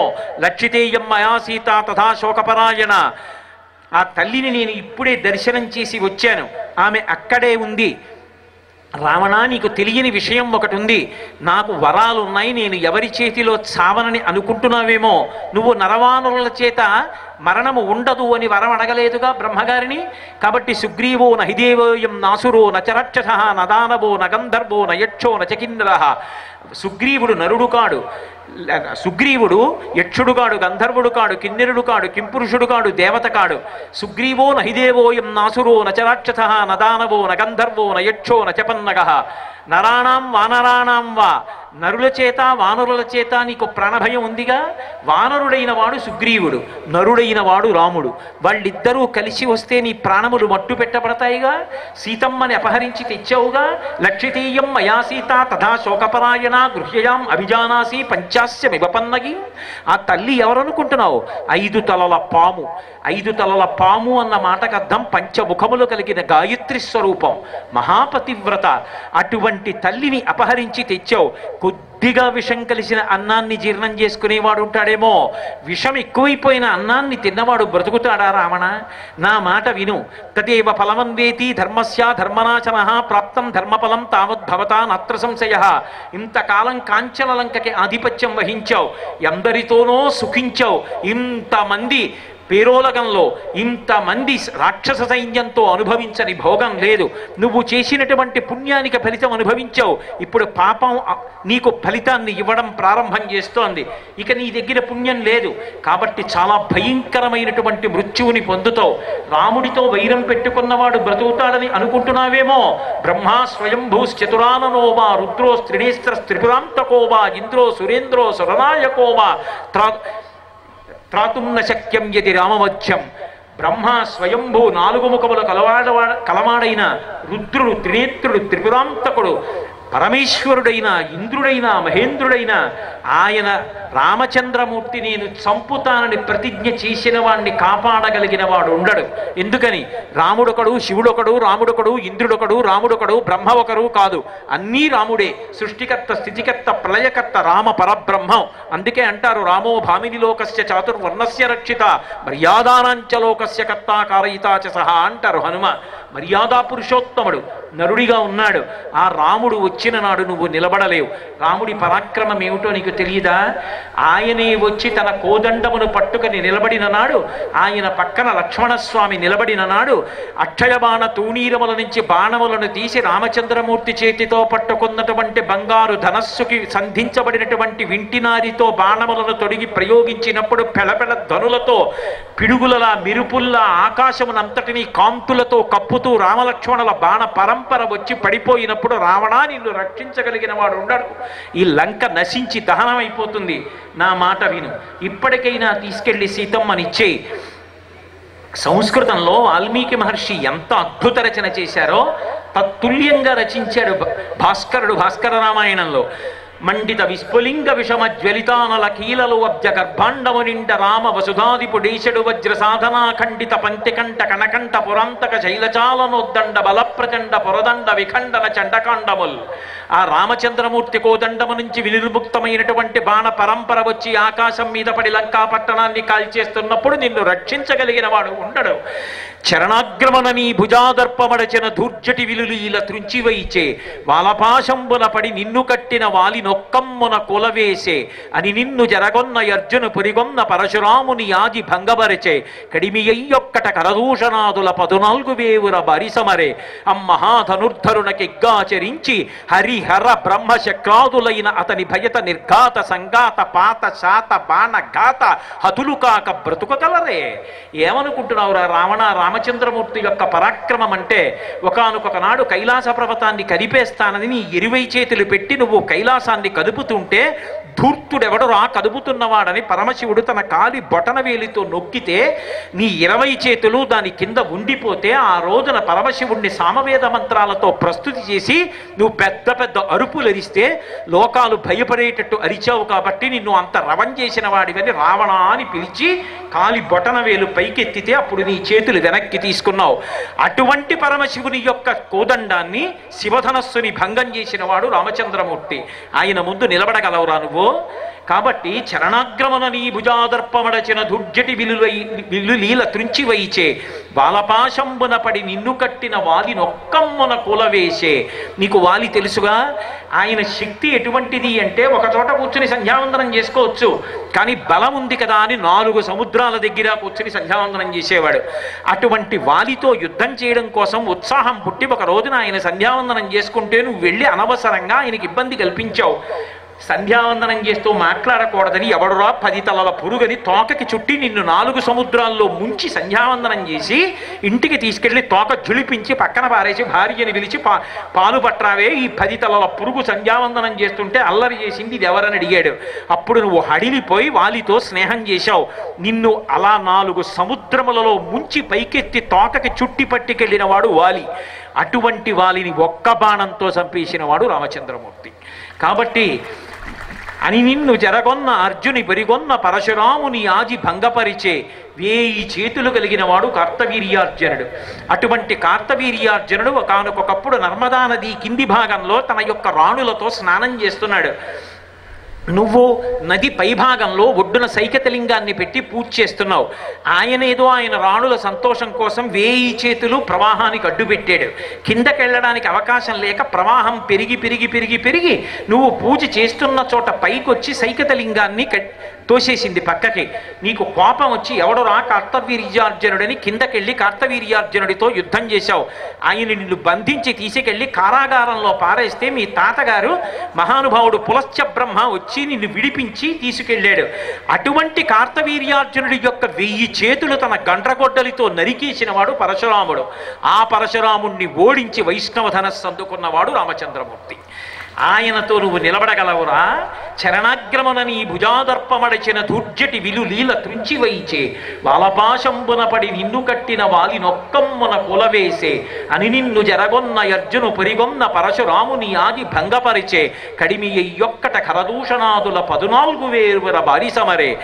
14,000 మంది కరదూషణాదులనేటటువంటి రాక్షసులు ఒకవైపు, రాముడు ఒక్కడు ఒకవైపు.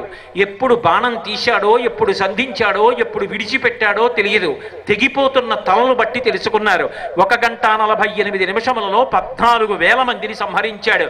బండన భీముడర్తజన బంధవుడుజ్వల బాణతోణ కోదండ కళాప్రచండ భుజదండవ కీర్తికి రామమూర్తికిన్ రెండవ సాటి దైవమిక లేడనుచున్ గడకట్టి భేరికా దండ డండ డండ నిడదంబుల జండము నిండ మత్త వేదండము నిక్కి చాటదను దాశరథి కరుణాపయోనిధి అంటాడు గోపరాజు గారు.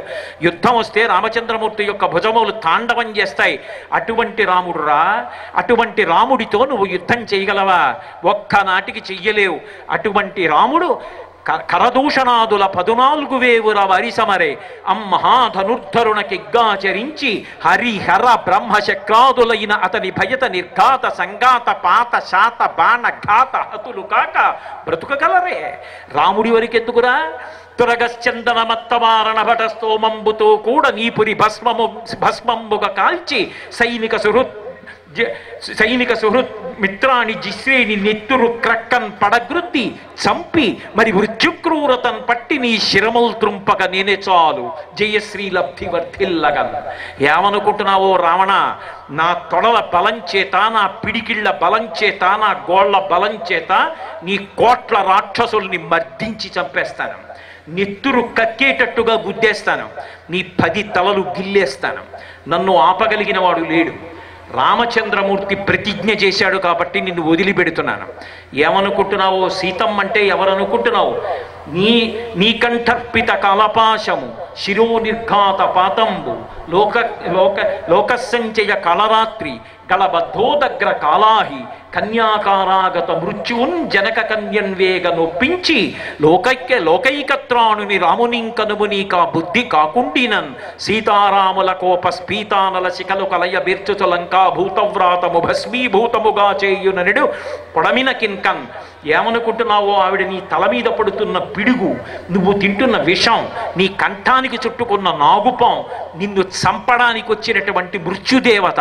నా మాట విని ఇప్పటికైనా తీసుకెళ్లి రామచంద్రమూర్తి పాదార విందముల యందు సీతమ్మని సమర్పించి బతికి బట్ట కట్టరా రావణ. ఎంత ధైర్యంగా మాట్లాడారు మహానుభావుడు. తట్టుకోలేకపోయాడు బాధ. చంపేయండి కోతినన్నాడు. విభీషణుడు లేచి ధర్మం చెప్పాడు. లంకాదహనం నిన్న మీకు ఆ ఘట్టం అంతా చెప్పాను. ఎక్కడ స్వామి హనుమ మాట్లాడినా అంత తేజోవంతంగా అంత అద్భుతంగా మాట్లాడతారు. ఎక్కడెక్కడ ఎలా మాట్లాడతారో అలా మాట్లాడతారు. జయమంత్రం చెప్పినప్పుడే చెప్పారు కదూ, సీతామాత దర్శనమైన తరువాత నేనెవరికి భయపడేది లేదు, ఎలా వచ్చానో అలా వెళ్ళిపోతాను, నన్ను పట్టుకోగలిగిన వారు లేరు. జయిచ్చతి బలోరామో లక్ష్మణశ్చ మహాబల రాజారీతి సుగ్రీవో రాఘవేణాభిపాలిత దాసోహం కోసలేంద్రస్య రామస్య క్లిష్టకర్మణ హనుమాన్ శత్రు సైన్యానాం నిహంతా మరుతత్వజ నరావణ సహస్రం మే యుద్ధే ప్రతిబలం భవేత్ శిలాభిస్తు ప్రహరత పాదపైశ్చ సహస్రశః అర్దయిత్వా పురీం లంకాం అభివజ్యత మైథిలీం సమృద్ధార్థో గమిష్యామి విశతాం సర్వరక్షసాం అంటారు. నేను వచ్చాను, సీతమ్మని చూశాను, నమస్కరించాను, నన్ను పట్టగలిగిన వాడు లేడు, నేను బయలుదేరిపోతానన్నారు. అలాగే బయలుదేరిపోతున్నారు. సీతమ్మకి తన మాటల చేత శాంతినిచ్చారు. సముద్రాన్ని దాటి వెళ్ళిపోతుంటే అవతల ఒడ్డున వానరులందరూ కూర్చునున్నారు. హనుమకి దర్శనం అయిందో లేదో వాళ్ళందరికీ ఉత్కంఠ. హనుమ ఒక పెద్ద నాదం చేశారు. వాళ్ళందరూ వచ్చి జాంబవంతుడిని అడిగారు, అంత నాదం చేశాడు, దర్శనం అయిందనా అవలేదనా అని అడిగారు. జాంబవంతుడు అన్నాడు, సర్వదా కృతకార్యోసా హనుమాన్నత్ర సంశయ నహ్యస్య కృతకార్యస్య నాద ఏవం విదో భవేత్. స్వామి హనుమకి ఒక పని అప్పజెపితే అవ్వకపోవడం అన్న మాట ఉండదు. అయింది సీతామాత దర్శనం, అందుకే అలా అరుస్తున్నారన్నారు. వెంటనే ఆకాశంలో కనబడ్డారు. దృష్ట్వా సీతేతి విక్రాంత సంక్షేపేణ నివేదయత్ నిశిషాచిత హస్తేన గృహీత్వా వాలిన సుఖం. సీతమ్మ చూడబడెను, నేను చూశానం లేదు, సీతమ్మ చూడబడెను, నాకు దర్శనమిచ్చింది తల్లి అన్నారు. అందరూ సంతోషపడిపోయారు. రామచంద్రమూర్తి దగ్గరికి వెళ్ళారు. రామచంద్రమూర్తి అడిగారు, ఎలా ఉంది సీతమ్మ అని అడిగారు. ఆయన నోటితో చెప్పలేదు, మౌనంగా చెప్పారు. వెంటనే ప్రణమ్య శిరసాదేవ్యై సీతాయైతాం దిశం ప్రతి, సీతమ్మ ఏ దిక్కునుందో అటువైపుకి తిరిగి నమస్కారం చేశారు. తల్లి నా చేత నమస్కరింపబడవలసినంత గొప్ప గుణములతో శీలవతిగా నియతాం అక్షతాం సీతాం రఘవాయన్యవేదయత్. పరమ పవిత్రమైన బుద్ధితో పాతివ్రత్యంతో నువ్వు వస్తావని, రక్షిస్తావని, తీసుకెడతావని విశ్వాసంతో ఉన్నది ఆ తల్లి. 2 నెలలే ఇక రావణుడిచ్చిన గడువు ఉన్నది, 1 నెల మాత్రమే బ్రతుకుతానని చెప్పింది. దుఃఖంలో ఉండి ప్రాణాలు విడిచిపెడదామనుకున్న తల్లికి నా మాటల చేత శాంతినిచ్చానన్నారు. వానరుల దగ్గర చెప్పినప్పుడు తన పౌరుష పరాక్రమములను వర్ణిస్తారు. రాముడి దగ్గర మాట్లాడినప్పుడు తన గొప్ప తాను చెప్పరు, పరమ వినయంగా మాట్లాడతారు. పెద్దల దగ్గర మాట్లాడితే ఎలా మాట్లాడాలో హనుమని చూసి నేర్చుకోవాలి. చిట్ట చివర ఒక మాట చెప్పారు, తతో మయా వద్భిదధీన భాషిత శివాభిరిష్టాభిరభిప్రసాదిత జగామ శాంతిం మమ మైథిలాత్మజ తవాపి శోకేన తథాపి పీడిత అన్నారు. ఆ తల్లి విశేషమైనటువంటి దుఃఖాన్ని పొంది ఉంది. రామా, నా మాటల చేత సీతమ్మకి మనశ్శాంతి కల్పించాను. ఇప్పుడు ఆ తల్లికి అశాంతి లేదు, దుఃఖం లేదు. నువ్వు తన గురించి దుఃఖపడుతున్నావని దుఃఖపడుతోందంతే. ఆమెని సేద తీర్చాను, ఆమె ఆత్మహత్య చేసుకోదు. నా మాటల చేత సీతమ్మని ఊరడించాను అన్నారు. తతోమయావద్భిదధీన భాషిత శివాభిరిష్టాభిరభిప్రసాదిత జగామ శాంతిం మమ మైథిలాత్మజ తవాపి శోకేన తథాపి పీడిత. మాటల చేత సీతమ్మకి శాంతినిచ్చాను, చనిపోతున్న తల్లిని బ్రతికించాను, మళ్ళీ చచ్చిపోకుండా ఊరటపరచాను. మనం వెళ్ళి సీతమ్మ తల్లిని తీసుకురావడమే అన్నారు. అంటే మనిషి వాక్కు దేనికి పనికి రావాలంటే చచ్చిపోతున్న వాణ్ణి కూడా బ్రతికించడానికి పనికి రావాలి. నిరుత్సాహంతో ఉన్నవాడిలో ఉత్సాహం నింపడానికి పనికి రావాలి. బాధలో ఉన్నవాడి మనసు శాంతి పొందడానికి పనికి రావాలి. అంతేకాని ఎవ్వరి వాక్కు కూడా ఇతరులను బాధ పెట్టడానికి ఎప్పుడూ వాడకూడదు. వాక్కు ఎంత గొప్పదో, వాక్కు చేత రామాయణంలో ఎంత అనితర సాధ్యమైనటువంటి ప్రజ్ఞని మహానుభావుడైనటువంటి హనుమ సాధించారో, ఎంత గొప్పగా రాయబారాన్ని నిర్వహించారో, ఎలా మాట్లాడారో. యుద్ధకాండలో విభీషణుడు శరణాగతి చెయ్యడానికి వచ్చినప్పుడు సుగ్రీవాదులు అంగీకరించకపోయినా స్వామి హనుమ ఒక మాట అంటారు, సాధారణంగా అవతల వారి ముఖాన్ని బట్టి లోపల ఉన్నటువంటి అభిప్రాయాన్ని చెప్పవచ్చు. నాకు విభీషణుడి మనస్సులో ఏ విధమైనటువంటి దోషభూయిష్టమైన ఆలోచన ఉన్నట్టుగా కనిపించట్లేదు. ఆయన ముఖం ప్రశాంతంగా ఉంది, ఆయన ఆలోచనలు సుస్పష్టం, ఆయన మాటలు నమ్మదగినవై ఉన్నాయి. రామా, మీరు అడిగారు కాబట్టి చెప్పాను, మీరు ఎలా చెయ్యాలంటే అలా చెయ్యండి అంటారు. నేను చెప్పాను కాబట్టి చెయ్యక్కర్లేదు, సలహా ఇవ్వమని అడిగినప్పుడు చెప్పాలంతే. పాటించారా పాటించలేదా అన్నదానికి అనవసరంగా భుజాలు చరుచుకోకూడదు. వారు మనకన్నా ప్రాజ్ఞులు, వారికి తెలుసు ఏది పాటించాలో అది పాటించారు. అటువంటి వారికి సలహా ఇవ్వడమే చాలు. నేను మంచి పని చెయ్యగలిగాను, వారి విశ్వాసం మనకు పాత్రుడయ్యానని నిలబడగలగాలి. హనుమ మాట్లాడడం చూస్తే జీవితంలో ఏ ఏ సందర్భాలలో ఎలా మాట్లాడాలో, జీవితాన్ని ఎలా ఒబ్బిడి చేసుకుని పండించుకోవాలో అర్థమవుతుంది. అటువంటి స్వామి హనుమ యొక్క జీవితంలో కొన్ని ఘట్టముల మీద మాత్రమే నేను విహంగ వీక్షణం చేశాను.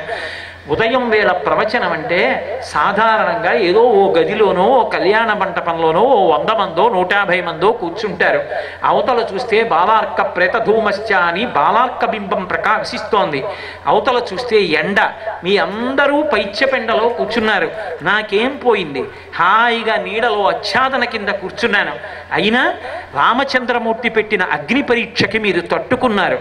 ఇంత పైత్యపెండలో ఇంతమంది తల్లులు, ఇంతమంది పురుషులు, పిల్లలు ఇంత భక్తితో, రామాయణం మీద భక్తితో, ఆ హనుమ మీద భక్తితో, సీతారామచంద్రమూర్తి యొక్క భక్తితో ఇలా నిలబడ్డారే, ఇలా కూర్చున్నారే. మీ అందరి ప్రేమకి భక్తికి స్వామి పరవశించిపోడు. అందుకేనేమో రాత్రి చల్లగా కూర్చోవడం కాదు, పగటిపూట ఎండైనా ఏదైనా, ఎండగాని కొండ కాని ఏమైనా కానీ కొండల రాయడే మా కులదైవము అన్నట్టుగా ఇంత బాధ కూడా ఓర్చుకుని కూర్చున్నటువంటి మీ భక్తి ఉన్నదే, మీ ప్రేమ ఉన్నదే, ఏమీ తెలియని నా బోటిగాడు మాట్లాడుతుంటే ఇంత ఆదరంతో రామాయణాన్ని, హనుమ యొక్క ప్రజ్ఞా విశేషాలని విన్నారే. మీ అందరి ప్రేమకి, మీ ఆదరాభిమానాలకి నేను ఏమిచ్చి రుణం తీర్చుకోగలను? మీకు నాకు అందరికీ సర్వకాలముల యందు ఆ హనుమత్ లక్ష్మణ భరత శత్రుఘ్న సమేతులైనటువంటి సీతారామచంద్ర ప్రభువు యొక్క అనుగ్రహం సర్వకాలముల యందు కలగాలని ఆ స్వామివారి పాదార విందములకు నా శిరసు తాటించి నమస్కరిస్తూ, ఇంకా ఇంతకన్నా మాట్లాడితే మిమ్మల్ని ఎండలో చూస్తుంటే నాకు మనసు చాలా బాధగా ఉంది. అందుకని ఇక నా ప్రసంగాన్ని కొనసాగించకుండా ఇక్కడతో పూర్తి చేస్తున్నాను. మంగళాశాసనపరై పదాచార్య పురోగమై సర్వైశ్చ పూర్వైరాచార్యై సత్కృతాయాస్తు మంగళం. మంగళం కోసలేంద్రాయ మహనీయ గుణాత్మనే చక్రవర్తి తనూజాయ సర్వభౌమాయ మంగళం. ఉమాకాంతాయ కాంతాయ కామితార్థప్రదాయినే శ్రీగిరీశాయ దేవాయ మలినాథాయ మంగళం. సర్వం శ్రీ ఉమామహేశ్వర పరబ్రహ్మార్పణమస్తు. స్వస్తి.